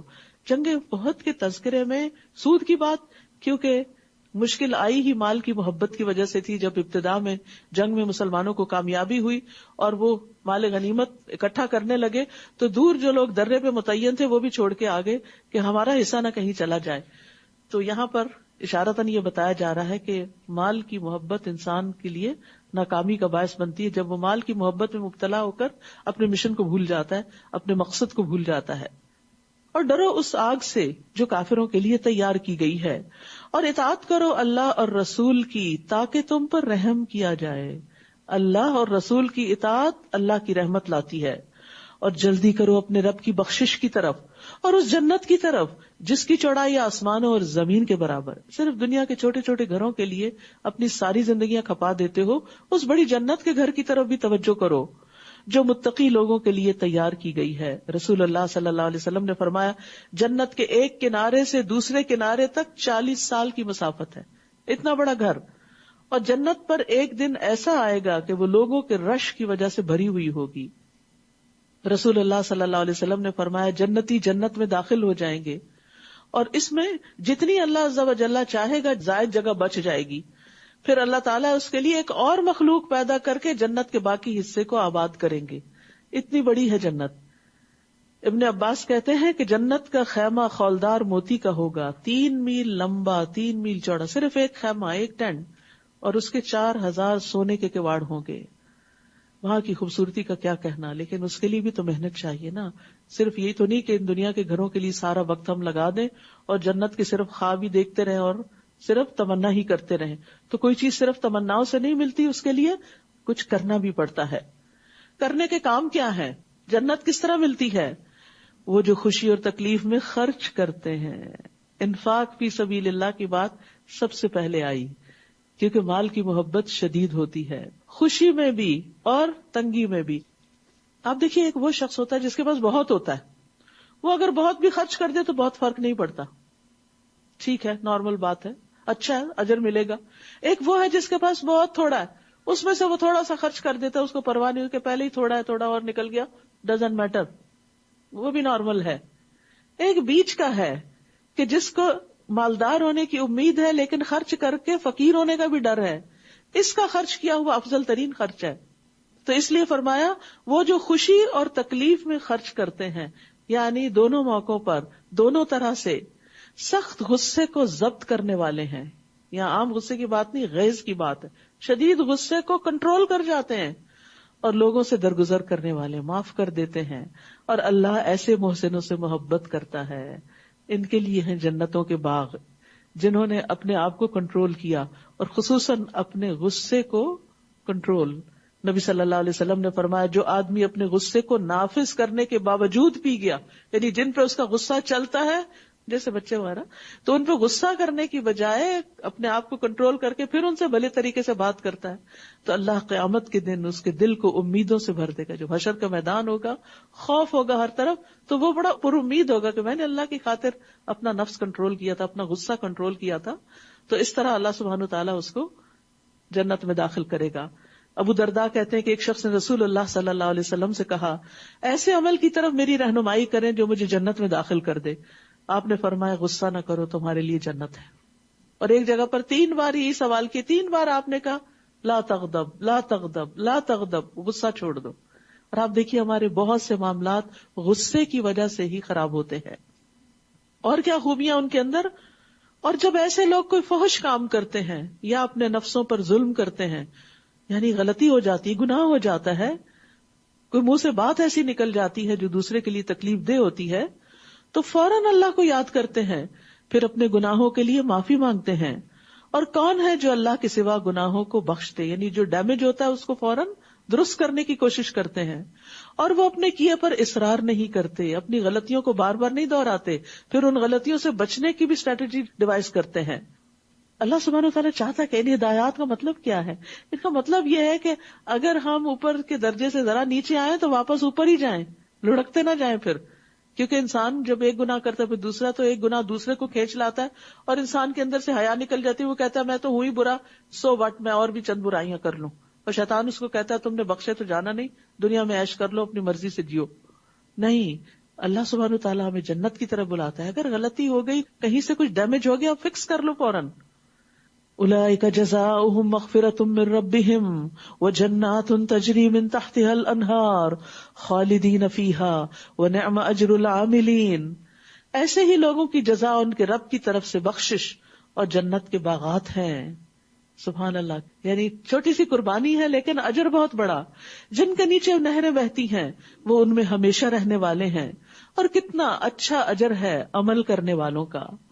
یقیناً تم سے پہلے بھی کئی واقعات گزر چکے ہیں، تو تم زمین میں چل پھر کے دیکھ لو کہ جھٹلانے والوں کا انجام کیسے ہوا. یہ کلام عام لوگوں کے لیے ایک واضح بیان ہے اور متقی لوگوں کے لیے ہدایت اور نصیحت ہے. اور تم کمزور نہ بنو اور غم نہ کرو، اور تم ہی غالب ہوگے اگر تم مومن ہوئے. یعنی بعض اوقات انسان کو ریٹریٹ کرنا پڑتا ہے، شکست ہوتی ہے، اس کو پیچھے ہٹنا پڑتا ہے اپنے کسی موقف سے، لیکن ایسا نہیں کہ اس سے وہ اللہ کی نگاہ میں پیچھے ہو جاتا ہے، یا ایسا نہیں کہ وہ موقع بس آخری موقع ہوتا ہے کوئی نیکی کمانے کا، نہیں، پھر دن بدلتے ہیں، پھر حالات بدلتے ہیں، اور کسی بھی موقف میں پیچھے ہٹ جانا انسان کی بلندی کی علامت ہوتی، اس کے بڑے ہونے کی علامت ہوتی ہے۔ وَأَنْتُمُ الْأَعْلَوْنَ إِن كُنتُم مُؤْمِنِينَ، کیونکہ اللہ دراصل بندوں کا ایمان دیکھتا ہے۔ تمہیں اگر کوئی زخم لگا ہے تو بدر میں ان لوگوں کو بھی اسی طرح کا زخم لگ چکا ہے، اور ان دنوں کو ہم لوگوں کے درمیان پھیرتے رہتے ہیں، یعنی حالات اور دن ایک جیسے نہیں ہوتے۔ اور احد میں شکست اس لیے تھی تاکہ اللہ ایمان والوں کو جان لے، یعنی تمہارا امتحان مقصود تھا، اور تم میں سے کچھ کو شہید بنا لے، کیونکہ لوگوں کے اندر جنگ بدر کے بعد بڑا شوق اور ولولہ تھا، لہٰذا جنگ احد میں 70 شہید ہوئے، اور جنگ بدر میں 70 مارے گئے تھے دشمنوں کے، اور 70 قید بھی ہوئے تھے، تو اس اعتبار سے پھر بھی مسلمانوں کا پلہ بھاری تھا۔ اور اللہ ظالموں سے محبت نہیں رکھتا، اور یہ اس لیے بھی تاکہ اللہ ایمان والوں کو خالص کر دے اور کافروں کو مٹا دے۔ حقیقت یہ ہے کہ آزمائشیں انسان کو اور پیور کرتی ہیں، چمکاتی ہیں، اس کا سٹیمنا بلڈ کرتی، کیپیسٹی بلڈ ہوتی ہے، انسان بڑے چیلنجز کے لیے تیار ہوتا ہے۔ جو چھوٹی مشکلات پہ صبر نہ کر سکے وہ بڑی مشکلات پہ صبر نہیں کر سکتا۔ آپ اوپر نہیں جا سکتے جب تک کہ آپ چھوٹی چھوٹی تکلیف دہ چیزوں کو برداشت کرنے کے عادی نہ ہو، کیونکہ اوپر جانا ایک مشکل کام ہوتا ہے۔ جو ماؤنٹین کلائمبرز ہوتے ہیں ان سے پوچھئے کہ جتنا اوپر جاتے ہیں جب آکسیجن بھی ختم ہونے لگتی ہے تو اگرچہ منزل تک پہنچنے کا ایک جذبہ اور شوق اور محبت اور ولولہ بھی ہوتا ہے، لیکن جان جانے کا خطرہ بھی ہوتا ہے، اور یہ وہی کر سکتا ہے جو اس سے پہلے اپنے آپ کو اس کے لیے بہت تیار کر چکا ہو۔ ایک عام انسان کے بس کی بات نہیں ہوتی۔ تو سابقون اور مقربون کے درجات جو بلند ہوتے ہیں ان کی قربانیاں بھی بڑی ہوتی ہیں۔ کیا تم سمجھتے ہو کہ تم یوں ہی جنت میں داخل ہو جاؤ گے؟ حالانکہ ابھی تو اللہ نے ان لوگوں کو جانا ہی نہیں کہ کس نے تم میں سے جہاد کیا اور کون صبر کرنے والے ہیں، تمہاری محنتوں کو ابھی دیکھا ہی نہیں۔ اور جہاد بالنفس بھی ہوتا ہے، جہاد بالمال بھی ہوتا ہے، جہاد بالقلم بھی ہوتا ہے، جہاد بالذات ہر چیز کا، یعنی اپنی عزت کے ساتھ بھی اور اپنے مال اور اپنی جان ہر چیز کے ساتھ ہوتا ہے۔ اور صبر کرنے والوں کو اللہ نے نہیں جانا، دیکھا نہیں، یعنی اللہ کو تو معلوم ہے لیکن وہ ثابت کرنا چاہتا ہے۔ اور یقیناً جنگ میں موت کا سامنا کرنے سے پہلے تو تم موت کی تمنا کر رہے تھے، تو بے شک اب تم نے اسے دیکھ لیا اور تم اپنی آنکھوں سے اسے دیکھ رہے تھے۔ اور محمد تو ایک رسول ہی ہیں صلی اللہ علیہ وسلم۔ یہ آیت اس وقت اتری جب جنگ احد میں یہ خبر مشہور ہوگی کہ نبی صلی اللہ علیہ وسلم شہید ہو گئے ہیں، تو لوگوں کو ہوا کہ اب پھر ہمارے لیے کیا باقی بچا، آپ نہیں تو پھر یہ مشن تو کامیاب ہو نہیں سکتا، لہٰذا انہوں نے بھی ہتھیار ڈال دیے۔ تو اس پر کہا گیا کہ وہ تو ایک رسول ہیں جن سے پہلے کئی رسول گزر چکے، کیا بھلا پھر اگر وہ فوت ہو جائیں یا قتل کر دیے جائیں تو تم اپنی ایڑیوں پر واپس پلٹ جاؤ گے؟ اور جو اپنی ایڑیوں پر واپس پلٹے گا تو وہ اللہ کا ہرگز کچھ نہ بگاڑ سکے گا، اور شکر کرنے والوں کو اللہ جلد اچھا بدلہ دے گا۔ یعنی تم ایک لیڈر کی خاطر نہیں لڑ رہے، تم صرف اللہ رب العزت کی خاطر، اس کے کلمے کی خاطر فی سبیل اللہ اس جگہ پر آئے ہو، اور کوئی نفس اللہ کے حکم کے بغیر نہیں مر سکتا۔ موت کا وقت تو لکھا ہوا ہے، اور جو کوئی دنیا میں اپنے عمل کا بدلہ چاہتا ہے تو ہم اسے اس میں دے دیتے ہیں۔ یعنی اگر دنیا کے کسی مقصد کے لیے تم نیکی کے کام کر رہے ہو تو دنیا میں مل جائے گا، اور جو کوئی آخرت میں اپنی کوششوں کا بدلہ چاہتا ہے تو ہم اسے اس میں سے دے دیں گے، اور ہم شکر کرنے والوں کو جلد اچھا بدلہ دیں گے۔ اور کتنے ہی نبی ایسے گزرے جن کے ساتھ مل کر بہت سے اللہ والوں نے جنگ کی، تو اللہ کی راہ میں انہیں جو کچھ بھی پیش آیا اس پر نہ تو انہوں نے ہمت ہاری، نہ وہ کمزور پڑے، اور نہ ہی وہ دبے، اور اللہ صبر کرنے والوں سے محبت رکھتا ہے۔ اور ان کی کوئی بات سوائے اس کے کچھ نہ تھی کہ انہوں نے گڑ گڑا کر کہا، ربنا اغفر لنا ذنوبنا واسرافنا فی امرنا وثبت اقدامنا وانصرنا علی القوم الکافرین۔ اے ہمارے رب، ہمارے گناہوں کو اور ہماری کسی بھی معاملے میں کی گئی ہماری زیادتیوں کو بخش دے، اور ہمارے قدموں کو جما دے، اور کافر قوم کے مقابلے میں ہماری مدد فرما۔ تو اللہ نے ان کو دنیا میں اچھا بدلہ عطا کیا، اور آخرت کا بدلہ تو کیا ہی اچھا ہے، اور اللہ احسان کرنے والوں سے محبت رکھتا ہے۔ محسن کون ہوتا ہے؟ جو دوسرے کے مقابلے میں زیادہ بہتر رویہ اختیار کرے۔ اے لوگو جو ایمان لائے ہو، اگر تم ان لوگوں کی اطاعت کرو گے جنہوں نے کفر کیا تو وہ تمہیں تمہاری ایڑیوں کے بل کفر کی طرف پھیر دیں گے، پھر تم خسارہ پانے والے بن کر پلٹو گے۔ بلکہ اللہ ہی تمہارا مولا ہے اور وہ مدد کرنے والوں میں سب سے بہتر ہے. جنہوں نے کفر کیا ہم ضرور ان لوگوں کے دلوں میں تمہارا رعب ڈال دیں گے اس وجہ سے کہ انہوں نے اللہ کے ساتھ وہ شریک بنائے جن کی اس نے کوئی دلیل نازل نہیں کی, اور ان کا ٹھکانہ آگ ہے اور کتنا برا ٹھکانہ ہے ان ظالموں کا. تو یاد رکھیے کہ شرک جو ہے زندگی میں خوف اور بے برکتی کا باعث ہوتا ہے, اور یقیناً اللہ نے تم سے اپنی مدد کا وعدہ سچا کر دکھایا جب تم انہیں اس کے حکم سے قتل کر رہے تھے, یعنی جنگ احد کے موقع پر, یہاں تک کہ جب تم نے بزدلی دکھائی اور رسول کے حکم کے بارے میں باہم جھگڑا کیا, یعنی ان کی بات نہ مانی, اور جو ہی اس نے تمہیں وہ چیز دکھائی یعنی مال غنیمت جس سے تم محبت رکھتے تھے, تو تم نے رسول کی نافرمانی کی, کیونکہ تم میں سے کوئی وہ ہے جو دنیا کو چاہتا ہے اور تم میں سے کوئی وہ ہے جو آخرت کو چاہتا ہے. پھر اس نے تمہیں ان کافروں سے پھیر دیا تاکہ وہ تمہیں آزمائے, اور یقیناً اس نے تم سے درگزر کیا, اور اللہ مومنوں پر بڑا فضل کرنے والا ہے. اذ تسعدون ولا تلوون على احد والرسول يدعوكم في اخراكم, جب تم چڑھے جا رہے تھے یعنی میدان سے بھاگ رہے تھے اور کسی ایک کو بھی مڑ کر نہ دیکھتے تھے, اور رسول تمہیں تمہارے پیچھے سے پکار رہے تھے, تو اس نے تمہیں غم پر غم دیا تاکہ تم اس پر رنج نہ کرو جو تم سے چھن گیا, اور نہ اس مصیبت پر جو تمہیں پہنچی, اور جو تم عمل کرتے ہو اللہ اس کی خوب خبر رکھنے والا ہے. تو اس سے یہ پتہ چلتا ہے کہ اللہ بندوں سے چاہتا ہے کہ وہ دنیا کے نقصانات پر غم نہ کریں, اسی لیے وہ بعض اوقات غم پہ غم ڈالتا ہے تاکہ بندہ غم سہنے کا ایسا عادی ہو کہ پھر پرواہ نہ کرے. غم انسان کے لیے تنگی پیدا کرتا ہے, اور پھر غم انسان کو کبھی مفید کاموں سے روک بھی لیتا ہے, یعنی غم کے مارے وہ اچھے کام نہیں کر سکتا. غم کی وجہ سے انسان کے اندر نفسیاتی گرہیں بھی لگ جاتی ہیں. تو اس لیے بہتر یہی ہوتا ہے کہ انسان اس کو جھٹک دے اور شرح صدر اختیار کرے, اپنے نفس کو اللہ کی مدد سے دعا کے ساتھ خوش رہنے کا عادی بنائے, کیونکہ اگر انسان کا سینہ کھلا ہوگا, دل میں وسعت ہوگی, فراخی ہوگی, تو راحت پائے گا, اللہ کا حکم سمجھے گا اور سمجھانے کے قابل بھی ہوگا اور نیکیوں میں آگے بڑھے گا. لیکن اگر وہ غم کی وجہ سے گھٹا رہا تو نیکی کے بہت سے مواقع ہاتھ سے چلے جائیں گے. اور یہاں اس چیز کی بھی تعلیم دی گئی کہ جو چیز چھوٹ جائے اس پر بھی غم نہیں کرنا چاہیے. اور پھر نبی صلی اللہ علیہ وسلم کی دعا بھی یاد رکھیے, اللہم انی اعوذ بک من الہم والحزن, اے اللہ بے شک میں تیری پناہ مانگتا ہوں غم اور دکھ اور پریشانی سے. پھر اس نے تم پر غم کے بعد اونگ کی شکل میں امن نازل فرمایا. یعنی عام طور پر ایسا ہوتا ہے کہ جیسے کوئی فوت ہوتا ہے نا, تو بہت زیادہ انسان رو لیتا ہے, تو پھر اس کے بعد ایک عجب سی سکینت بھی طاری ہوتی ہے. جس نے تم میں سے ایک گروہ کو ڈھانپ لیا اور ایک گروہ کو ان کی جانوں نے فکر میں ڈال دیا. وہ اللہ کے بارے میں ناحق جاہلیت والا گمان کر رہے تھے. وہ کہہ رہے تھے کیا ہمارے لیے اس معاملے میں سے کسی چیز کا کوئی اختیار ہے؟ کہہ دیجئے بے شک معاملہ سارے کا سارا اللہ ہی کے اختیار میں ہے. وہ اپنے دلوں میں وہ کچھ چھپا رہے تھے جو وہ آپ کے لیے ظاہر نہیں کر رہے تھے. وہ کہہ رہے تھے کہ اگر ہمارے لیے اس معاملے میں کچھ بھی اختیار ہوتا تو ہم اس جگہ قتل نہ کیے جاتے.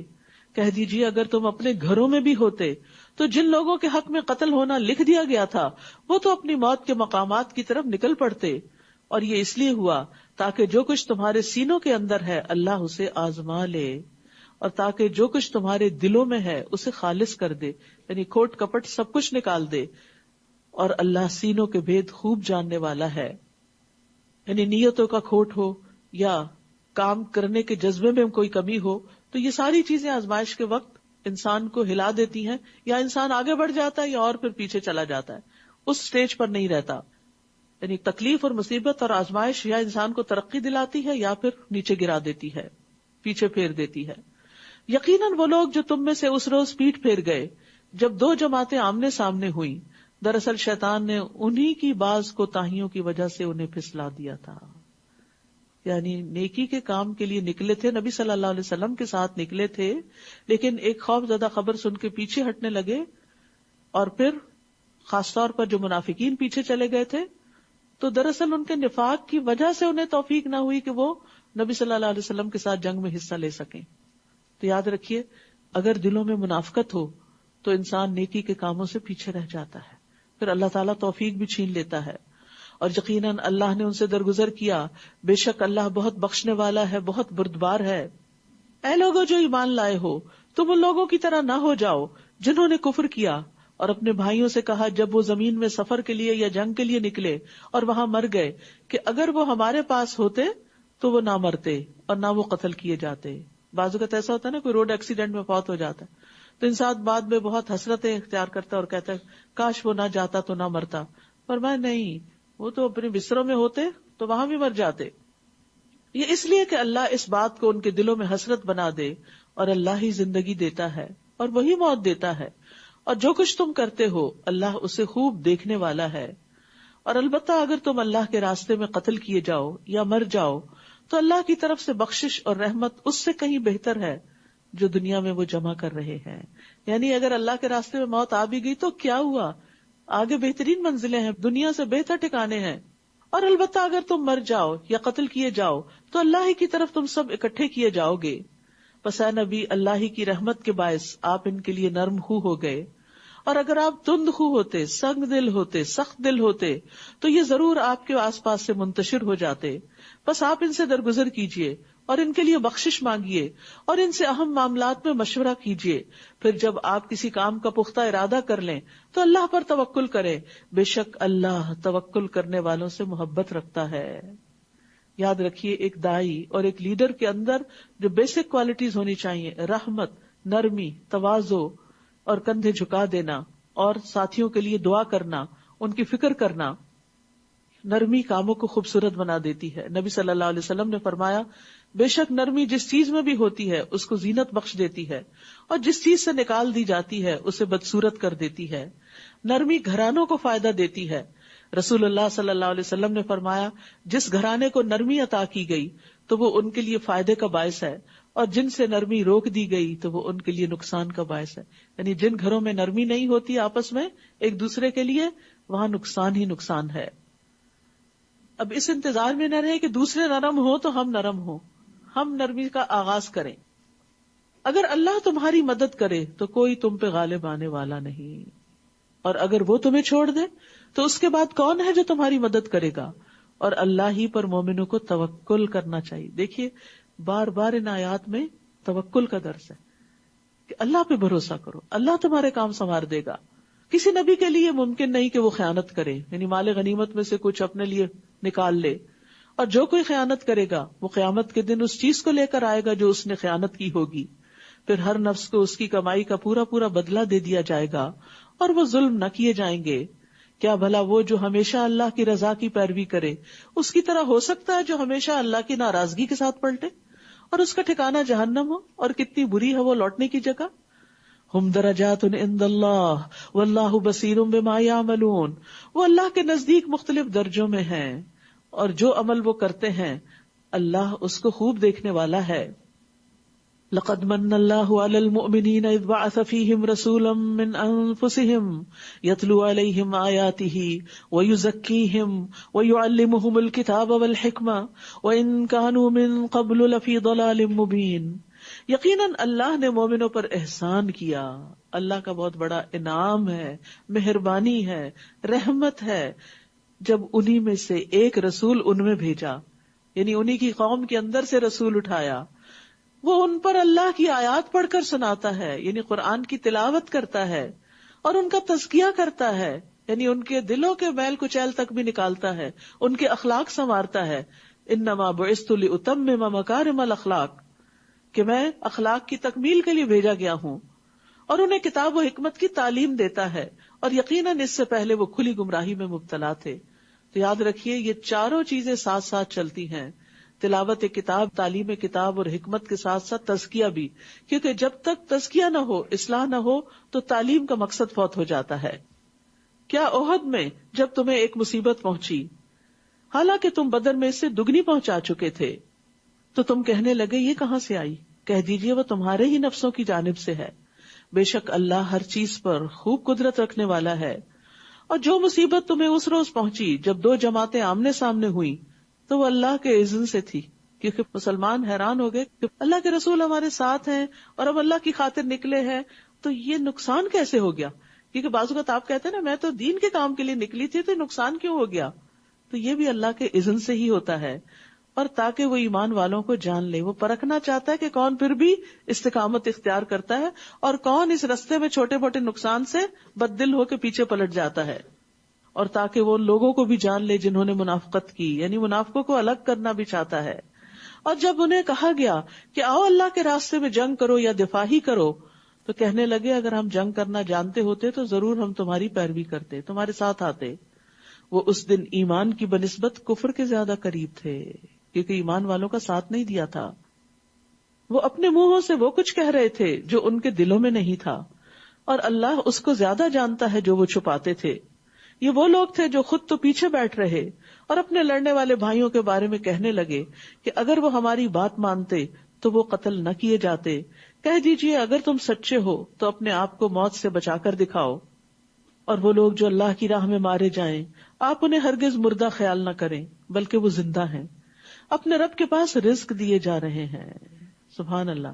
یعنی یہ موت نہیں جس کو شہادت کہا جاتا ہے، اور وہاں ان کو رزق بھی ملتا ہے. یعنی عام مومن جب فوت ہوتا ہے تو چاہے وہ آرام کی حالت میں ہو لیکن اس کو رزق نہیں ملتا، وہ رزق جنت میں جا کے ہی ملے گا. لیکن جو اللہ کے راستے میں مرتا ہے اس کو برزخ کی زندگی میں بھی رزق عطا ہوتا ہے. رسول اللہ صلی اللہ علیہ وسلم نے فرمایا شہید قتل کی صرف اتنی تکلیف محسوس کرتا ہے جتنی تم میں سے کسی کو چیونٹی کے کاٹنے سے ہوتی ہے. بس اس کے خون کے پہلے قطرے کے ساتھ اس کی بخشش ہو جاتی ہے. جنت میں اس کا ٹھکانہ دکھا دیا جاتا ہے، عذاب قبر سے محفوظ رہتا ہے، قیامت کے دن بڑی گھبراہٹ سے محفوظ رہے گا، ایمان کے لباس سے مزین کیا جاتا ہے. حضرت عمر رضی اللہ عنہ دعا کیا کرتے تھے اللہم ارزقنی شہادتا فی سبیلک واجعل موتی فی بلد رسولک صلی اللہ علیہ وسلم.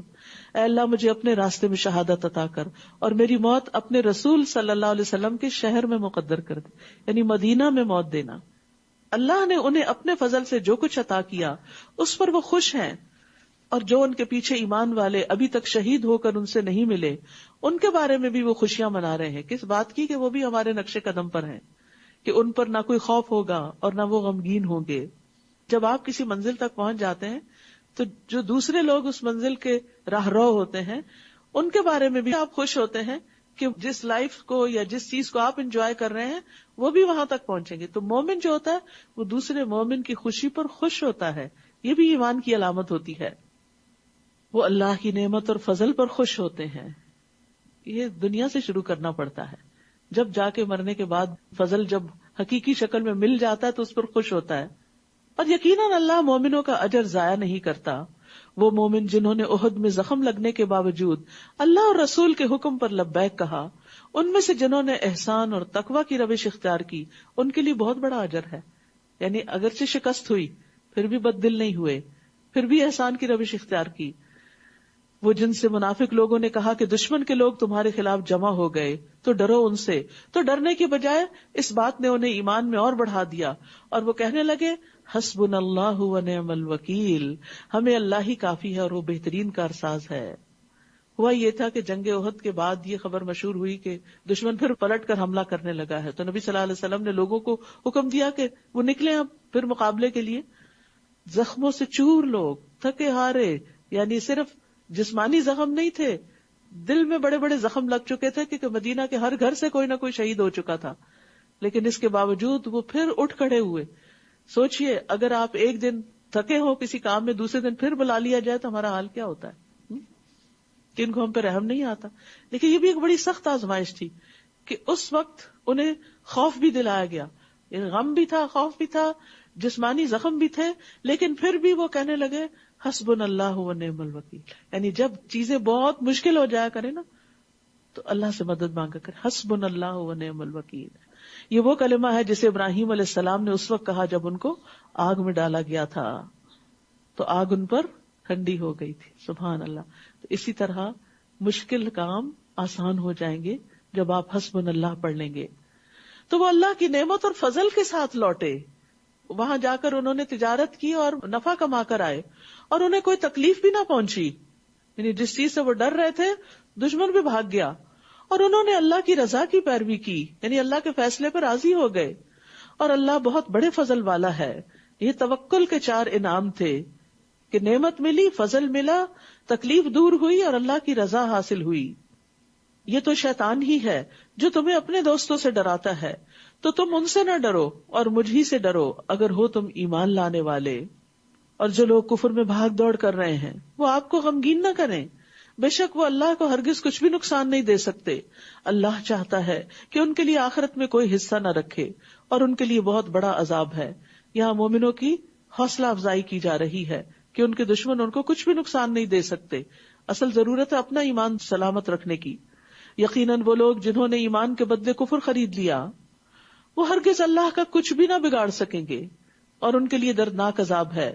یقیناً کفر کرنے والوں کو جو ڈھیل ہم دے رہے ہیں وہ اسے اپنے حق میں ہرگز اچھا خیال نہ کریں. یعنی اللہ کی نافرمانی کے باوجود اگر کوئی مصیبت نہیں آ رہی تو یہ مت سمجھو کہ اللہ راضی ہے تم سے.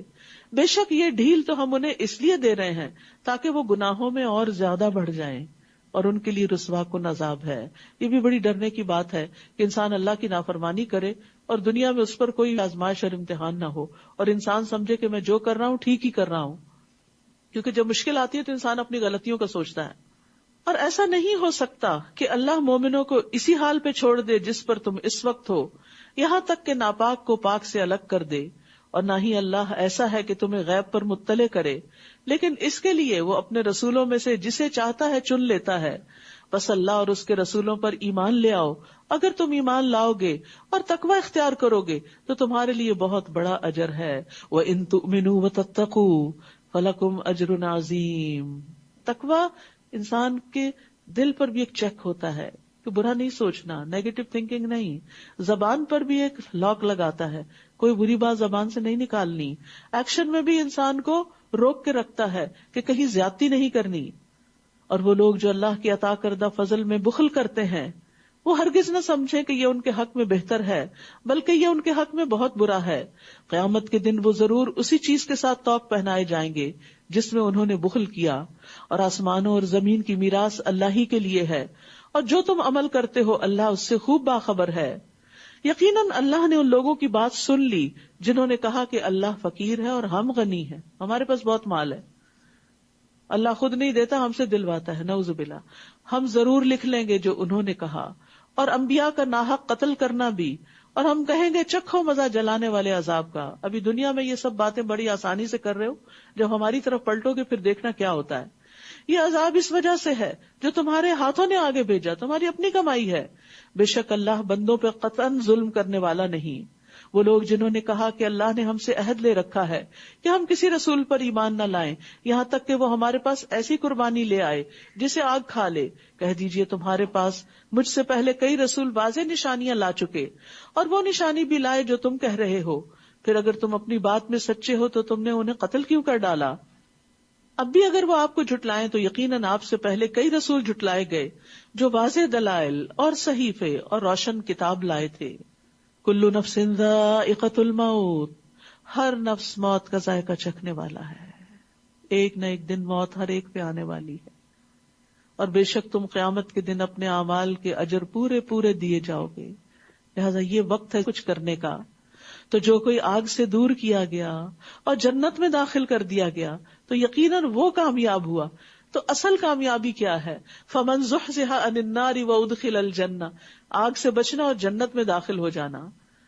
وما الحیاۃ الدنیا الا متاع الغرور، اور دنیا کی زندگی تو محض دھوکے کا سامان ہے، جس کے پیچھے تم بھاگ رہے ہو یہ کام آنے والی نہیں. خوش بخت وہ ہے جس کی موت اس کی رب کی رضا میں آئے، اور دھوکے میں وہ ہے جو دنیا کے سامان پر اور دنیا کی دولت پر انحصار کر کے بیٹھا ہو، جو دنیا کے ذریعے دھوکے میں ڈالا گیا ہو. یاد رکھیے رسول اللہ صلی اللہ علیہ وسلم نے فرمایا جنت میں ایک کوڑا رکھنے کی جگہ دنیا اور جو کچھ اس میں ہے سب سے بہتر ہے. تم اپنے مالوں اور جانوں میں ضرور بضرور آزمائے جاؤ گے، اور تم اپنے سے پہلے اہل کتاب اور شرک کرنے والوں سے یقیناً بہت سی اذیت کی باتیں سنو گے. یعنی جب تم دین پر چلو گے تو تمہیں بہت سی مخالفت کا سامنا کرنا پڑے گا. اس موقع پر کرنا کیا ہے؟ تم بھی بس زبانی شروع کر دو، تم بھی جوابی کچھ الزام لگانے شروع کر دو؟ نہیں. وَإِن تَصْبِرُوا وَتَتَّقُوا، اگر تم صبر کرو اور تقوی اختیار کرو تو یقیناً یہ بہت ہمت کے کاموں میں سے ہے. تو بڑے دل والے ہی بڑی ہمتیں کیا کرتے ہیں اور پھر بڑے درجات پاتے ہیں. تو یاد رکھیے اللہ سبحانہ تعالیٰ نے یہاں آگاہ کر دیا کہ اپنے آپ کو تکلیف کے لیے تیار رکھو. دین پر چلنا آسان نہیں، رکاوٹیں مشکلیں آئیں گی، اور ہر ایک پر آزمائش آتی ہے. رسول اللہ صلی اللہ علیہ وسلم نے فرمایا سب سے سخت آزمائش انبیاء پر، پھر صالحین پر، پھر درجہ بدرجہ عام لوگوں پر، اور انسان پر آزمائش اس کے دین کے اعتبار سے ہی آتی ہے. دین میں پختگی ہو تو آزمائش میں اضافہ کر دیا جاتا ہے، کمزوری ہو تو آزمائش کم کر دی جاتی ہے. تو اللہ کی طرف سے آنے والی آزمائش پر ناراض نہیں ہونا چاہیے. جو راضی رہتا ہے اس حال میں بھی اللہ اس سے راضی ہو جاتا ہے، اور جو ناراض ہوتا ہے اللہ تعالیٰ اس سے ناراض ہو جاتا ہے. اور جب اللہ نے اہل کتاب سے پختہ عہد لیا کہ تم ضرور اسے سب لوگوں کے لیے بیان کرو گے اور تم اسے چھپاؤ گے نہیں، تو انہوں نے اس عہد کو پس پش ڈال دیا اور اسے تھوڑی قیمت میں بیچ ڈالا. تو کتنا برا ہے جو وہ بدلے میں لے رہے ہیں. آپ ہرگز ان لوگوں کو کامیاب خیال نہ کریں جو اپنے کیے ہوئے کاموں پر خوش ہوتے ہیں اور وہ چاہتے ہیں کہ ان کاموں پر بھی ان کی تعریف کی جائے جو انہوں نے کیے ہی نہیں. یہ بھی منافقین کی علامت ہے کہ کام نہ کرنا اور کریڈٹ خود لینے کی کوشش کرنا، یعنی کسی کی محنت پر تعریف چاہنا. تو آپ ہرگز انہیں عذاب سے نجات پانے والا خیال نہ کریں، اور ان کے لیے دردناک عذاب ہے. یعنی اللہ کو سب پتا ہے کہ کون کس وقت کس اخلاص کے ساتھ کیا محنت کر رہا ہے. اور آسمانوں اور زمین کی بادشاہت اللہ ہی کے لیے ہے، اور اللہ ہر چیز پر پوری قدرت رکھنے والا ہے. اور پھر یہاں سے شروع ہوتی ہے سورت آل عمران کی آخری آیات. رسول اللہ صلی اللہ علیہ وسلم نے فرمایا آج رات مجھ پر چند آیات نازل ہوئی ہیں، اس آدمی کے لیے ہلاکت ہے جس نے ان کو پڑھا لیکن ان میں غور و فکر نہیں کیا. نبی صلی اللہ علیہ وسلم تہجد کے وقت وضو کرنے سے پہلے ان آیات کو پڑھا کرتے تھے. کیا ہے یہ آیات؟ ان فی خلق السماوات والارض واختلاف اللیل والنہار لآیات لأولی الالباب. بے شک آسمانوں اور زمین کی تخلیق میں اور دن اور رات کی آمد و رفت میں عقل والوں کے لیے بہت سی نشانیاں ہیں، تاکہ وہ اس میں غور و فکر کریں اور نشانیوں کو پائیں اور ان کے ذریعے اللہ تک پہنچیں. کون ہے یہ عقل مند؟ الذین یذکرون اللہ قیاما وقعودا وعلی جنوبہم، جو کھڑے اور بیٹھے اور اپنے پہلوؤں پر لیٹے اللہ کو یاد کرتے ہیں، اور وہ آسمانوں اور زمین کی تخلیق میں غور و فکر کرتے ہیں. یعنی وہ صرف ذکر نہیں کرتے، وہ فکر بھی کرتے ہیں، وہ یہ سب دیکھتے ہیں. کہتے ہیں اے ہمارے رب، تو نے یہ سب کچھ بے مقصد نہیں پیدا کیا.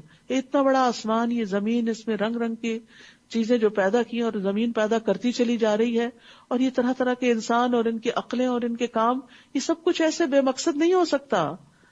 تو پاک ہے کہ کوئی بے مقصد کام کرے، بس ہمیں آگ کے عذاب سے بچا لے. تو یہاں ذکر کو غور و فکر پر مقدم رکھا گیا ہے. ام درداء سے پوچھا گیا ابو درداء اکثر کیا کرتے تھے؟ وہ کہتی ہیں وہ اکثر سوچوں میں غرق رہتے تھے، یعنی غور و فکر زیادہ کرتے تھے. لیکن یاد رکھیے غور و فکر کرنے کے لیے خاموشی بھی ضروری ہوتی. ہر وقت باتیں کرنے والا غور و فکر نہیں کر سکتا. جو کسی کی بات توجہ سے سنے ہی نہ، وہ کیا غور و فکر کرے گا؟ ان سے پوچھا گیا آپ کا کیا خیال ہے، کیا غور و فکر کرنا اعمال میں سے ایک عمل ہے، یہ کوئی نیکی کا کام ہے؟ انہوں نے کہا ہاں، یہ ایک یقین ہے، یعنی یہ ایسا عمل ہے جس کے ذریعے یقین حاصل ہوتا ہے. اور علم کے ساتھ جب یقین حاصل ہو جاتا ہے، چاہے اللہ تعالیٰ کی ذات کے بارے میں یقین ہو یا کسی اور چیز کے بارے میں، تو جب یقین حاصل ہو جاتا ہے تو انسان کے عمل میں اضافہ ہوتا ہے. ابن عون کہتے ہیں غور و فکر کرنے سے غفلت ختم ہو جاتی ہے، دل میں خشیت پیدا ہوتی ہے، جیسا کہ پانی کاشتکاری کے لیے نباتات اگاتا ہے. اسی طرح جتنا غم دلوں کو چمکاتے ہیں اتنا کوئی اور چیز دلوں کو نہیں چمکاتی، اور جتنا غور و فکر سے دل روشن ہوتے ہیں اتنا کسی اور چیز سے روشن نہیں ہوتے. یعنی غم کی وجہ سے انسان کی بہت سی صلاحیتیں جاگ بھی اٹھتی ہیں، الا یہ کہ وہ اس پہ مسلط ہی ہو جائے اور سب کچھ اس کا ختم کر دے. وہ دعائیں کرتے ہیں اے ہمارے رب، بے شک جسے تو آگ میں داخل کرے تو حقیقتاً تو نے اسے رسوا کر دیا. اصل بے عزتی جہنم میں جانا ہے، اور ظالموں کے لیے کوئی مددگار نہیں. یہ دیکھیے یہاں ساری دعائیں ربنا سے شروع ہوں گی. اب اے ہمارے رب، ہم نے ایک پکارنے والے کو سنا جو ایمان کی طرف پکار رہا تھا کہ تم اپنے رب پر ایمان لے آؤ، تو ہم ایمان لے آئے. اے ہمارے رب، ہمارے لیے ہمارے گناہوں کو بخش دے اور ہم سے ہماری برائیوں کو دور کر دے، اور ہمیں نیک لوگوں کے ساتھ فوت کر. اے ہمارے رب، اور ہمیں وہ عطا کر دے جس کا تو نے اپنے رسولوں سے ہم سے وعدہ کیا تھا، اور تو ہمیں قیامت کے دن رسوا نہ کرنا، یعنی جہنم سے بچانا، بے شک تو اپنے وعدے کے خلاف نہیں کرتا۔ فاستجاب لهم ربهم، تو ان کے رب نے ان کی دعا قبول کر لی۔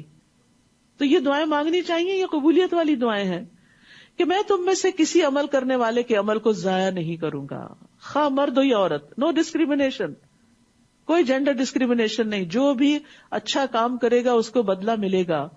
تم میں سے بعض ہی سے ہیں تو وہ لوگ جنہوں نے ہجرت کی اور جو اپنے گھروں سے نکالے گئے اور میرے راستے میں ستائے گئے، انہوں نے جنگ کی اور وہ مارے گئے، البتہ میں ضرور ان سے ان کی برائیاں دور کر دوں گا، اور میں ضرور انہیں ایسے باغات میں داخل کروں گا جن کے نیچے نہریں بہ رہی ہوگی۔ یہ بدلہ ہے اللہ کی طرف سے، اور اللہ ہی ہے جس کے پاس اچھا بدلہ ہے۔ تو جو لوگ ایمان لا کر تکلیفیں اٹھائیں، اللہ سبحانہ وتعالیٰ ان تکلیفوں کے بدلے ان کے گناہ معاف کر دے گا۔ لا یغرنک تقلب الذین کفروا فی البلاد، کفار کا شہروں میں چلنا پھرنا، یعنی آزادی سے گھومنا پھرنا، کوئی رکاوٹ نہیں، آپ کو ہرگز دھوکے میں نہ ڈالے کہ یہ کامیابی کی علامت ہے، یہ تو تھوڑا سا فائدہ ہے، پھر ان کا ٹھکانہ جہنم ہے، اور وہ کتنا برا ٹھکانہ ہے۔ لیکن وہ لوگ جنہوں نے اپنے رب کا تقوی اختیار کیا، ان کے لیے ایسے باغات ہیں جن کے نیچے نہریں بہتی ہیں، وہ ان میں ہمیشہ رہنے والے ہیں، یہ اللہ کی طرف سے مہمانی ہے، اور جو اللہ کے پاس ہے وہ نیک لوگوں کے لیے زیادہ بہتر ہے۔ یہ آپ سوچ رہے ہوں گے کہ باقی لوگ تو دنیا کے فائدے اٹھائیں اور مومن سے سارے وعدے آخرت کے بس ہوتے ہیں، کیوں نہیں دنیا کے وعدے ہم سے کیے جا رہے؟ ہمارے لیے بھی ہیں دنیا کے وعدے، لیکن زیادہ وعدے آخرت کے، کیوں؟ اس کے پیچھے حکمت کیا؟ حکمت یہ ہے کہ دنیا تو ختم ہو جانے والی ہے، اس میں جو کچھ بھی مل جائے وہ عارضی یا معمولی یا مچھر کے پر برابر بھی نہیں، اور جو وہاں کا وہ ہمیشہ کا۔ تو عقل مند وہ ہے جو حقیقی چیز کے مقابلے میں بڑی چیز کو پریفر کرے، خواہ وہ بعد میں آئے۔ مثلا آپ کی پسند کا ڈرنک دوسرے راؤنڈ میں آنے والا ہے، تو آپ پہلے راؤنڈ میں آنے والے ڈرنک کو کیا کرتے ہیں؟ چھوڑ دیتے ہیں کہ میں زیادہ اچھا والا لوں گا۔ تو اگر دنیا میں کچھ نہیں بھی ملتا تو کوئی بات نہیں، اللہ کا وعدہ جھوٹا نہیں، اللہ کے سارے وعدے سچے ہیں۔ اللہ پر ایمان، اعتماد اور یقین یہی تو ہے کہ اس کے وعدوں کو سچا مانتے ہوئے جو کرنے کے کام ہے وہ کرتے چلے جائیں۔ اسی کا تو اجر ہے کہ اعتماد ہے، بھروسہ ہے ہمیں اللہ پر کہ وہ سچ کہہ رہا ہے، وہ ضرور اپنے وعدے پورے کرے گا۔ اور بے شک اہل کتاب میں سے کچھ ایسے بھی ہیں جو اللہ پر ایمان رکھتے ہیں، اور اس پر جو آپ کی طرف نازل کیا گیا، اور اس پر بھی جو ان کی طرف نازل کیا گیا، اللہ کے لیے جھکنے والے ہیں، اللہ کی آیات کو تھوڑی قیمت کے عوض نہیں بیچتے، یعنی دین کو دنیا کی خاطر نہیں بیچتے۔ ایسے ہی لوگوں کا اجر ان کے رب کے پاس ہے، بے شک اللہ جلد حساب لینے والا ہے۔ یا ایھا الذین آمنوا اصبروا وصابروا ورابطوا واتقوا اللہ لعلکم تفلحون، اے لوگو جو ایمان لائے ہو، صبر کرو اور مقابلے میں مضبوط رہو اور تیار رہو، اور اللہ کا تقوی اختیار کرو تاکہ تم کامیاب ہو جاؤ۔ یہاں پر آپ دیکھیے سورت میں جو چیز بار بار ریپیٹ ہوئی کامیابی کی علامت، وہ کیا ہے؟ صبر اور تقوی۔ صبر تکلیف دہ چیز کے پیش آنے پر، اور تقوی تکلیف دہ حالات میں بھی اللہ کی اطاعت پر جمے رہنے پر۔ تو صبر اور تقوی دونوں لازم و ملزوم ہوتے ہیں، دونوں سے بندوں کی اصلاح بھی ہوتی ہے۔ تو کچھ لوگ ہوتے ہیں جو صبر کرتے ہیں تقوی نہیں اختیار کرتے، کچھ ہوتے ہیں جو تقوی اختیار کرتے ہیں صبر نہیں اختیار کرتے، کچھ ہوتے ہیں جو دونوں اختیار کرتے ہیں، اور کچھ ہوتے ہیں جو دونوں ہی نہیں کرتے۔ تو اللہ سبحانہ وتعالی ہمیں ان لوگوں میں شامل کرے جو صبر بھی کرے اور تقوی بھی۔ سورۃ النساء، بسم اللہ الرحمن الرحیم۔ یا ایھا الناس اتقوا ربکم الذی خلقکم من نفس واحدۃ وخلق منها زوجها وبث منهما رجالا كثيرا ونساء واتقوا الله الذي تساءلون به والارحام ان اللہ کان علیکم رقیبا۔ سورۃ النساء عورتوں سے متعلق سورت ہے۔ قرآن مجید میں کوئی سورت الرجال نہیں، مردوں کے نام کی کوئی سورت نہیں۔ جہاں تک مومنون وغیرہ کا تعلق ہے تو اس میں مرد عورتیں سبھی شامل ہیں۔ اے لوگو ڈرو اپنے رب سے جس نے تمہیں ایک جان سے پیدا کیا، یعنی آدم علیہ السلام سے، اور اسی سے اس کا جوڑا بنایا، یعنی حوا کو انہی سے پیدا کیا، اور ان دونوں سے بہت سے مرد اور عورتیں دنیا میں پھیلا دیے. آبادی بڑھتی چلی جا رہی ہے پلانٹ، اور یہ سب آدم کی اولاد ہیں. اور اللہ سے ڈرو جس کے واسطے سے تم ایک دوسرے سے سوال کرتے ہو، اپنے حقوق مانگتے ہو. اور رشتوں کو کاٹنے سے بھی ڈرو، بے شک اللہ تم پر نگران ہے. تو یاد رکھیے اپنے اوپر رب کا تقوی لازم کر لینا چاہیے. تقوی ہر کام کی بنیاد ہے. آپ صلی اللہ علیہ وسلم نے ابو سعید خدری سے کہا تھا، میں تجھے اللہ سے تقوی کی وصیت کرتا ہوں کیونکہ وہ ہر نیکی کی جڑ ہے. تقوی ہوگا تو عورتوں کے حقوق بھی ملیں گے، تقوی ہوگا تو یتیموں کے حقوق بھی ملیں گے، کمزوروں کے حقوق بھی ملیں گے، تمام انسانوں کے ساتھ خیر خواہی کی جائے گی. وَآتُوا الْيَتَامَىٰ أَمْوَالَهُمْ، اور یتیموں کے مال ان کے حوالے کر دو، یعنی جب وہ بالغ ہو جائیں. اور تم اپنے ناپاک مال کو ان کے عمدہ مال سے تبدیل نہ کرو، یعنی اپنا گھٹیا مال ان کے اچھے مال سے مت بدل لو. یعنی ان کو وراثت میں جو کچھ ملا ہے اگر تم اس کے ذمہ دار ہو، یعنی اس کی حفاظت کر رہے ہو، تو یہ نہیں کہ اپنی خراب چیزیں ان کے مال میں رکھ دو اور ان کی اچھی چیزیں اپنے مال میں بدلے میں رکھ لو. اور نہ ان کے مال کو اپنے مال کے ساتھ ملا کے کھا جاؤ کہ پتہ ہی نہ چلے کسی کو. یقیناً یہ بہت بڑا گناہ ہے. اور اس سے کون بچے گا کہ یتیم کا مال نہ کھائے اور اس کی حفاظت کرے جب تک بڑا ہو جائے، پھر اس کے حوالے کرے. وہی جس کے اندر تقویٰ ہے، جو اللہ سے ڈرتا ہے. رسول اللہ صلی اللہ علیہ وسلم نے فرمایا، اپنے یا کسی دوسرے کے یتیم بچے کی پرورش کرنے والا میں اور جنت میں وہ اس طرح ہوں گے بشرطے کہ وہ اللہ سے ڈرتا ہو. تو امام مالک نے شہادت والی اور درمیانی انگلی سے اشارہ کر کے بتایا کہ ساتھ ساتھ ہوں گے. تو اب وہ عورتیں جو یتیم بچے پالتی ہیں وہ بھی اس حکم میں شامل ہیں. اور اگر تمہیں خوف ہو کہ تم یتیم لڑکیوں سے انصاف نہ کر سکو گے تو دوسری عورتوں میں سے جو تمہیں پسند آئیں 2 اور 3 اور 4 سے نکاح کر لو. پھر اگر تمہیں ڈر ہو کہ تم ان کے درمیان عدل نہ کر سکو گے تو ایک ہی سے نکاح کافی ہے.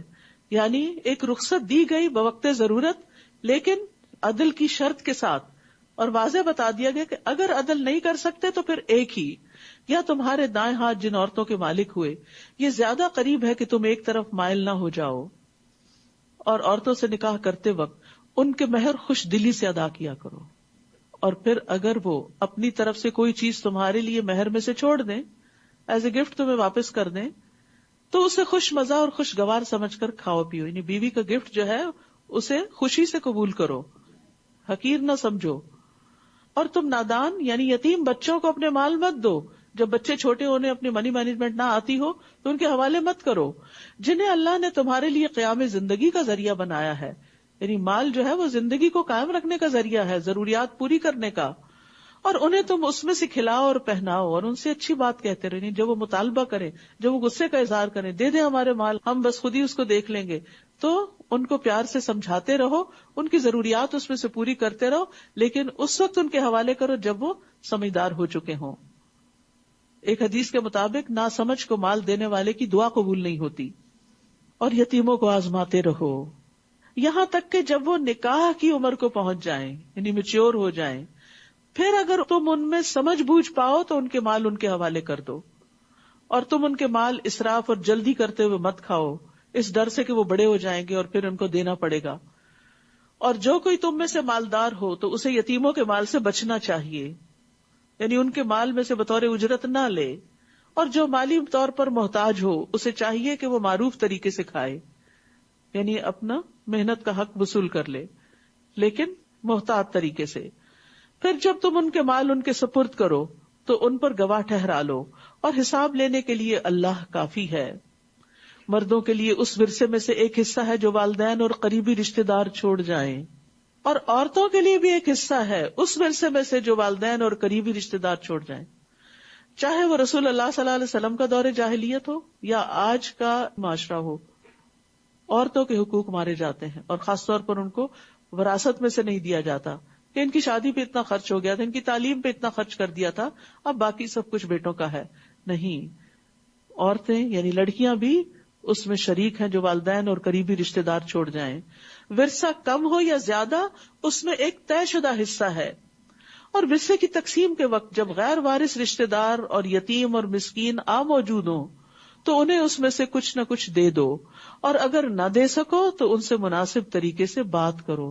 یعنی جب وراثت تقسیم ہو رہی ہو اور خاندان کے لوگ موجود ہیں جو اس میں سے حصے دار نہیں، اور وہ دیکھ رہے ہیں، ان کی نظر ہے کچھ چیزوں پر، تو کچھ نہ کچھ ان کو ایز اے کرٹسی دے دو.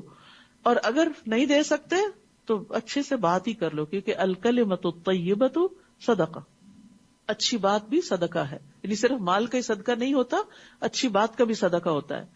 اور وراثت تقسیم کرنے والوں کو اس بات سے ڈرنا چاہیے کہ اگر وہ اپنے پیچھے ناتواں اولاد چھوڑ جاتے تو موت کے وقت انہیں ان کے بارے میں کتنا اندیشہ ہوتا. لہٰذا انہیں چاہیے کہ اس معاملے میں اللہ سے ڈرے اور جچی تری بات کریں، کیونکہ اب یتیموں کی پرورش کا معاملہ آ رہا ہے تو ان کے کئی ناجائز مطالبات بھی ہوں گے، تو ان کے ساتھ معاملہ اللہ سے ڈرتے ہوئے کرتے رہو. بے شک وہ لوگ جو یتیموں کے مال ظلم کرتے ہوئے کھا جاتے ہیں، یقیناً وہ اپنے پیٹوں میں آگ ہی بھر رہے ہیں اور ضرور وہ بھڑکتی ہوئی آگ میں چلیں گے.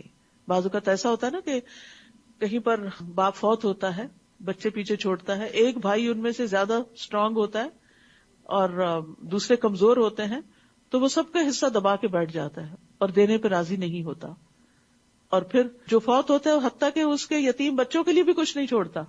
تو اس طرف توجہ دلائی گئی کہ جو لوگ یتیموں کا مال کھائیں وہ اپنے پیٹ میں آگ بھر رہے ہیں.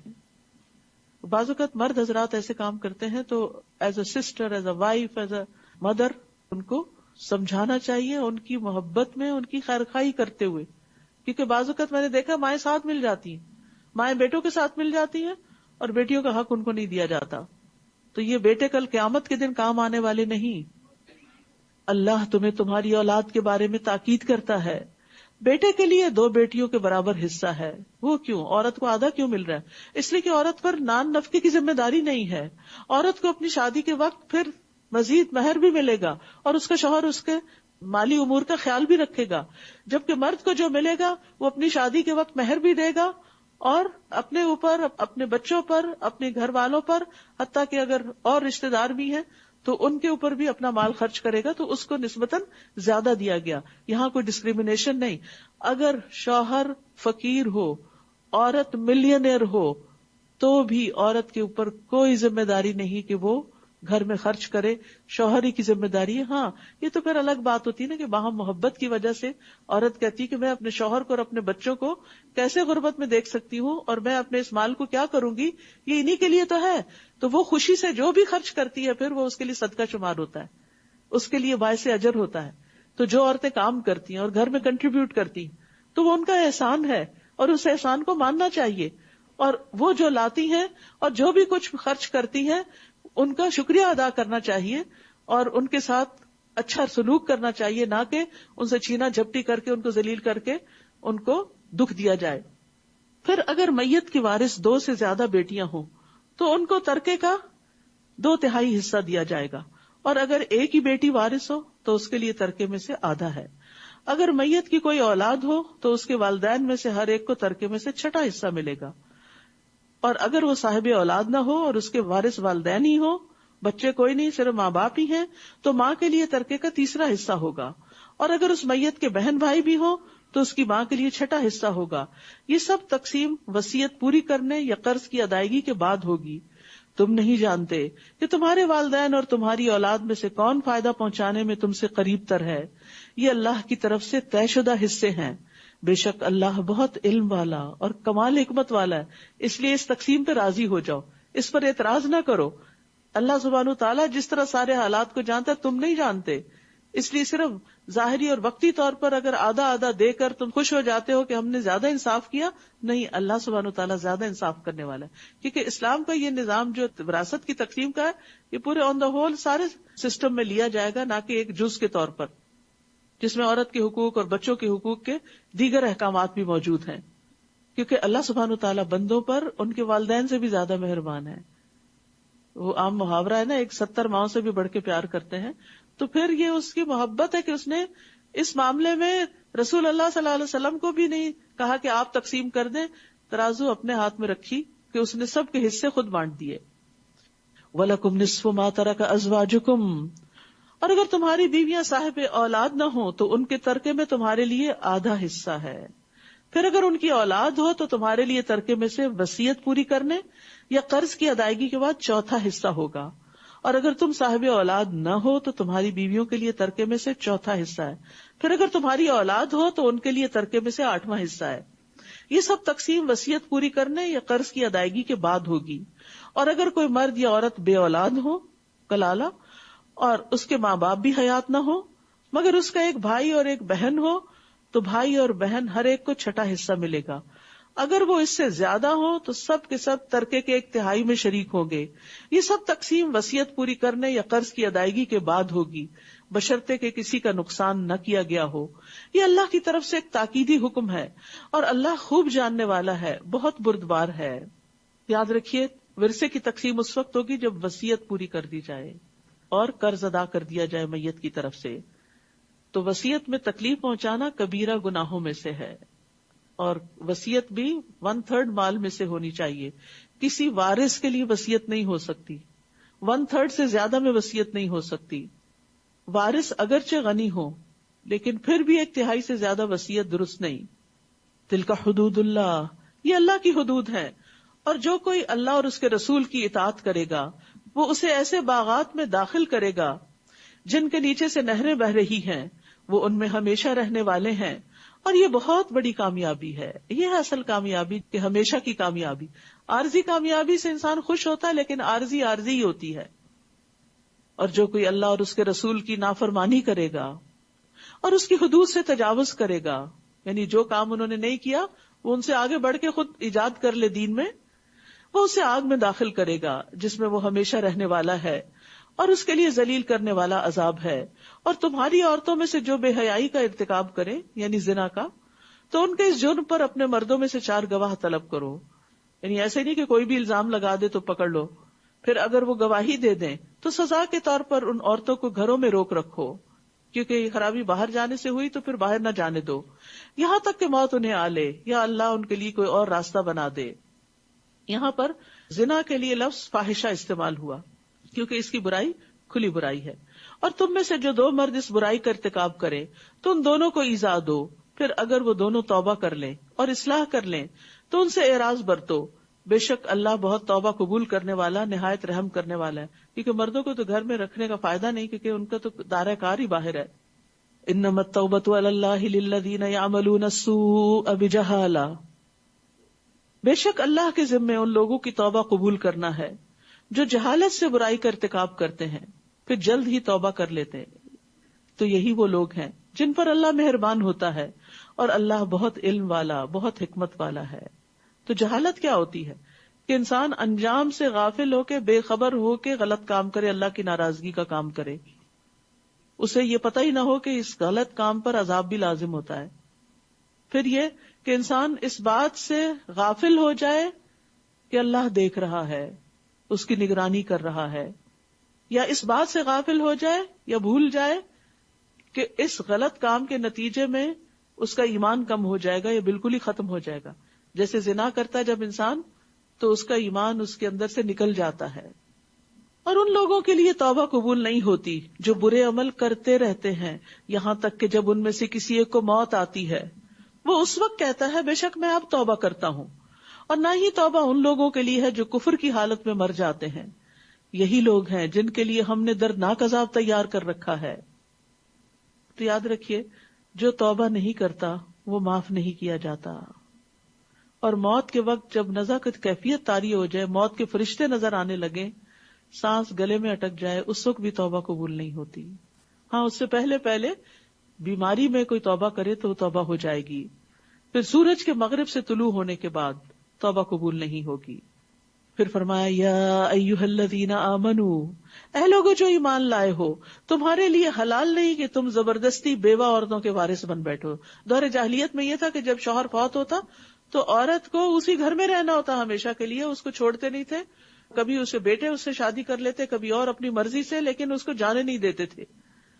تو اس سے منع کیا گیا. اور نہ ہی یہ حلال ہے کہ ناپسند ہونے کے باوجود انہیں اس لیے روک رکھو کہ تم نے انہیں جو مہر دیا ہے اس کا کچھ حصہ واپس لے لو، کہ وہ کھلا لے اور تمہیں مہر نہ دینا پڑے، سوائے اس کے کہ وہ کھلی بے حیائی کا ارتکاب کرے اور ان کے ساتھ بھلے طریقے سے گزر بسر کرو. پھر اگر تم انہیں ناپسند کرو تو ہو سکتا ہے کہ ایک چیز تمہیں ناپسند ہو اور اللہ اسی میں بہت سی بھلائی ڈال دے. تو یہاں پر عورتوں کو اچھے طریقے سے رکھنے کا حکم دیا گیا ہے وعاشروہن بالمعروف. اور اگر تمہیں بیوی کی کوئی عادت پسند نہیں بھی تو ہو سکتا ہے کہ ایک چیز تم ناپسند کرو اور اللہ سبحانہ وتعالیٰ اسی میں سے خیر نکال دے. یعنی یہ خاص کانٹیکس میں یہ آیت نازل ہوئی ہے، لیکن زندگی میں بہت سی چیزیں ہوتی ہیں. کبھی کوئی بات پسند نہیں آتی، کبھی کوئی فیصلہ پسند نہیں آتا، کبھی کوئی سفر پسند نہیں آتا، کبھی کوئی شادی کے بعد ہسبینڈ یا وائف میں سے دونوں ایک دوسرے کے لیے بوجھل ہو جاتے ہیں، کبھی سسرال والے پسند نہیں آتے، کبھی کوئی خریدی ہوئی چیز، کوئی پراپرٹی پسند نہیں آتی. کتنی ہی چیزیں ہیں جو انسان کو ناپسند ہو سکتی. تو ایسا نہیں کہ انسان اس ناپسند کو اپنے اوپر مسلط کر لے، اس کو ٹھیک کرنے کی کوشش کرے، اس میں تبدیلی کی کوشش کرے. لیکن کچھ چیزیں تبدیل ہو کے نہیں دیتی. آپ نے گھر خرید لیا، اب اس میں کچھ بنیادی نقص ہیں، اب آپ اوپر سے ٹھیک کرتے رہتے ہیں لیکن ہر دوسرے دن اسی مشکل میں پڑے رہتے ہیں، الا یہ کہ آپ بہت بڑا خرچہ کریں اور ریکنسٹرکٹ کریں اس کو. تو اسی طرح کئی چیزیں ایسی ہوتی ہیں کہ جس میں انسان کو اس کی اصلاح کے لیے بہت بڑی ایفرٹ چاہیے ہوتی ہے، لیکن وہ نہیں کر پاتا، تو پھر اس پہ صبر کر جائے اور اس کی خیر دیکھے. کیونکہ بعض لوگ آپ کی زندگی میں بڑے ڈیفیکلٹ ہوتے ہیں، تو یہ ڈیفیکلٹ لوگ بھی دراصل آپ کو اپنی اوقات یاد دلاتے ہیں. وہ بھی آپ کو یہ بتاتے ہیں کہ آپ کون ہیں اور کتنے پانی میں ہیں. یا پھر یہ ہے کہ انسان اپنی غلطیوں کو یاد کرنے لگتا ہے. مثلا بچوں میں سے کوئی بہت ستاتا ہے تو انسان اپنے بچپن کی زیادتیاں یاد کرنا شروع کر دیتا ہے، پھر اپنی توبہ کرتا ہے، پھر والدین سے معافی مانگتا ہے، پھر ان سے حسن سلوک کرتا ہے. وہ فوت ہو چکے ہیں ان کے لیے صدقہ خیرات کرتا ہے کہ یار اب ہم نے اپنے ماں باپ کے ساتھ انجانے میں، جہالت میں، ناسمجھی میں زیادتیاں کی، اب ہماری اولاد ہمیں ناکو چنے چبا رہی ہے، یا اللہ ان کو ہدایت دے دے، ہمارے ان گناہوں کو معاف کر دے جن کی سزا ایک طرح سے ہمارے سامنے ہے، تاکہ دنیا میں ہی صفائی ہو جائے. تو بہرحال یہاں جس خاص کانٹیکس میں آیت ہے وہ شوہروں کو حکم ہے کہ وہ بیویوں کو اچھے طریقے سے رکھیں، ان کا حق مہر دیں، ان کا نان نفقہ دیں، ان کے سامنے بغیر کسی غلطی کے خواہ مخواہ منہ بسور کے نہ رکھیں، باتوں میں اپنائیت اختیار کریں، سختی نہ کریں، تند خو نہ ہوں، اور اپنی بیوی کے علاوہ کسی اور عورت کی طرف رجحان نہ کریں. یعنی اپنی بیوی کو چیٹ نہ کریں، کیونکہ عورت کے لیے سب سے زیادہ تکلیف دہ یہ بات ہو جاتی ہے، اس کو اپنا زیور، کپڑا، کھانا، گھر، اولاد، ہر چیز بھول جاتی ہے جب اس کا شوہر اس کو چھوڑ کر کسی اور کی طرف متوجہ ہو جاتا ہے، کوئی اور زیادہ اس کی زندگی میں امپورٹنٹ ہو جاتا ہے. تو اس لیے اچھے سلوک میں یہ بھی ہے کہ وہ اپنی بیوی کے ساتھ فیتھ فل رہے، خود کھائے تو اسے بھی کھلائے، خود پہنے تو اسے بھی پہنائے، چہرے پہ نہ مارے، گالی نہ دے، کبھی الگ کرنے کی ضرورت ہو تو اپنے گھر سے نہ نکالے. رسول اللہ صلی اللہ علیہ وسلم نے فرمایا، ایمان کے لحاظ سے کامل مومن وہ ہے جو اخلاق میں سب سے اچھا ہے، اور تم میں سے بہتر وہ شخص ہے جو اپنی بیویوں کے لیے اخلاقی لحاظ سے بہتر ہے. اور اگر تم ایک بیوی کو بدل کر اس کی جگہ دوسری بیوی لانے کا ارادہ کر لو، بعض اوقات نہیں بنتی تو تبدیلی کی ضرورت پیش آ جاتی، تو ہمارا دین فلیکسیبل ہے کہ جینوئن ریزنز میں روک کے ہی مت رکھو اور زیادتیاں مت کرتے رکھو، پھر اس کو فارغ کرو تو پھر دوسری دفعہ گھر بسا لو. اور تم نے ان میں سے ایک کو ڈھیروں مال دے رکھا ہے، یعنی جس کو رخصت کر رہے ہو اس کو لاکھوں دیے ہوئے ہیں، تو اس میں سے کچھ بھی واپس نہ لو. ہیروں کی انگوٹھیاں واپس نہیں لینی، اب وہ اسی کے ساتھ جائیں گی. کیا تم بہتان لگا کر اور کھلے گناہ سے دیا ہوا مال واپس لوگے؟ یعنی اس پہ الزام لگا کے اس سے مال لوگے؟ اور تم اس مہر کو یا مال کو، یہ تحفے تحائف کو کیسے واپس لے سکتے ہو، حالانکہ تم میں سے بعض سے صحبت کر چکا، یعنی جسمانی تعلق قائم ہوا، انٹیمیسی ہوئی، محبت پیار ہوا، اور وہ عورتیں تم سے پختہ عہد لے چکی. اور تم ان عورتوں سے نکاح نہ کرو جن سے تمہارے باپ نکاح کر چکے ہوں. باپ کی بیوی سے نکاح حرام ہے سوائے اس کے جو پہلے گزر چکا دور جاہلیت میں. یہ ایک بے حیائی کا کام اور قابل نفرت عمل ہے اور بہت ہی برا راستہ ہے. اس دور کے معاشرے کی جو خرابیاں تھیں ان کی اصلاح کی جا رہی ہے، اور مزید بھی محرمات کا ذکر کیا جا رہا ہے. حرمت علیکم امہاتکم، اور کون سی عورتیں ہیں جن سے نکاح حرام ہے؟ تم پر حرام کر دی گئیں تمہاری مائیں، تمہاری بیٹیاں، تمہاری بہنیں، تمہاری پھپھیاں، تمہاری خالائیں، تمہارے بھائیوں کی بیٹیاں، تمہارے بہنوں کی بیٹیاں، تمہاری وہ مائیں جنہوں نے تمہیں دودھ پلایا ہو، تمہاری رضائی بہنیں، تمہاری بیویوں کی مائیں، تمہاری وہ بیٹیاں جو تمہارے زیر پرورش ہیں، تمہاری ان بیویوں میں سے جن سے تم دخول کر چکے ہو. پھر اگر تم نے ان سے دخول نہیں کیا تو تم پر کوئی گناہ نہیں کہ تم ان کی بیٹیوں سے نکاح کر لو. اور تمہارے ان بیٹوں کی بیویاں جو تمہارے اپنے پشتوں میں سے، سگے بیٹی کی بیوی یعنی بہو، اور یہ بھی تم پر حرام ہے کہ تم دو بہنوں کو ایک نکاح میں جمع کرو سوائے اس کے جو پہلے ہو چکا سو ہو چکا، بے شک اللہ بہت بخشنے والا نہایت رحم کرنے والا ہے۔ وآخر دعوانا ان الحمد للہ رب العالمین۔ سبحانک اللہم وبحمدک اشہد ان لا الہ الا انت استغفرک واتوب الیک۔ السلام علیکم ورحمۃ اللہ وبرکاتہ۔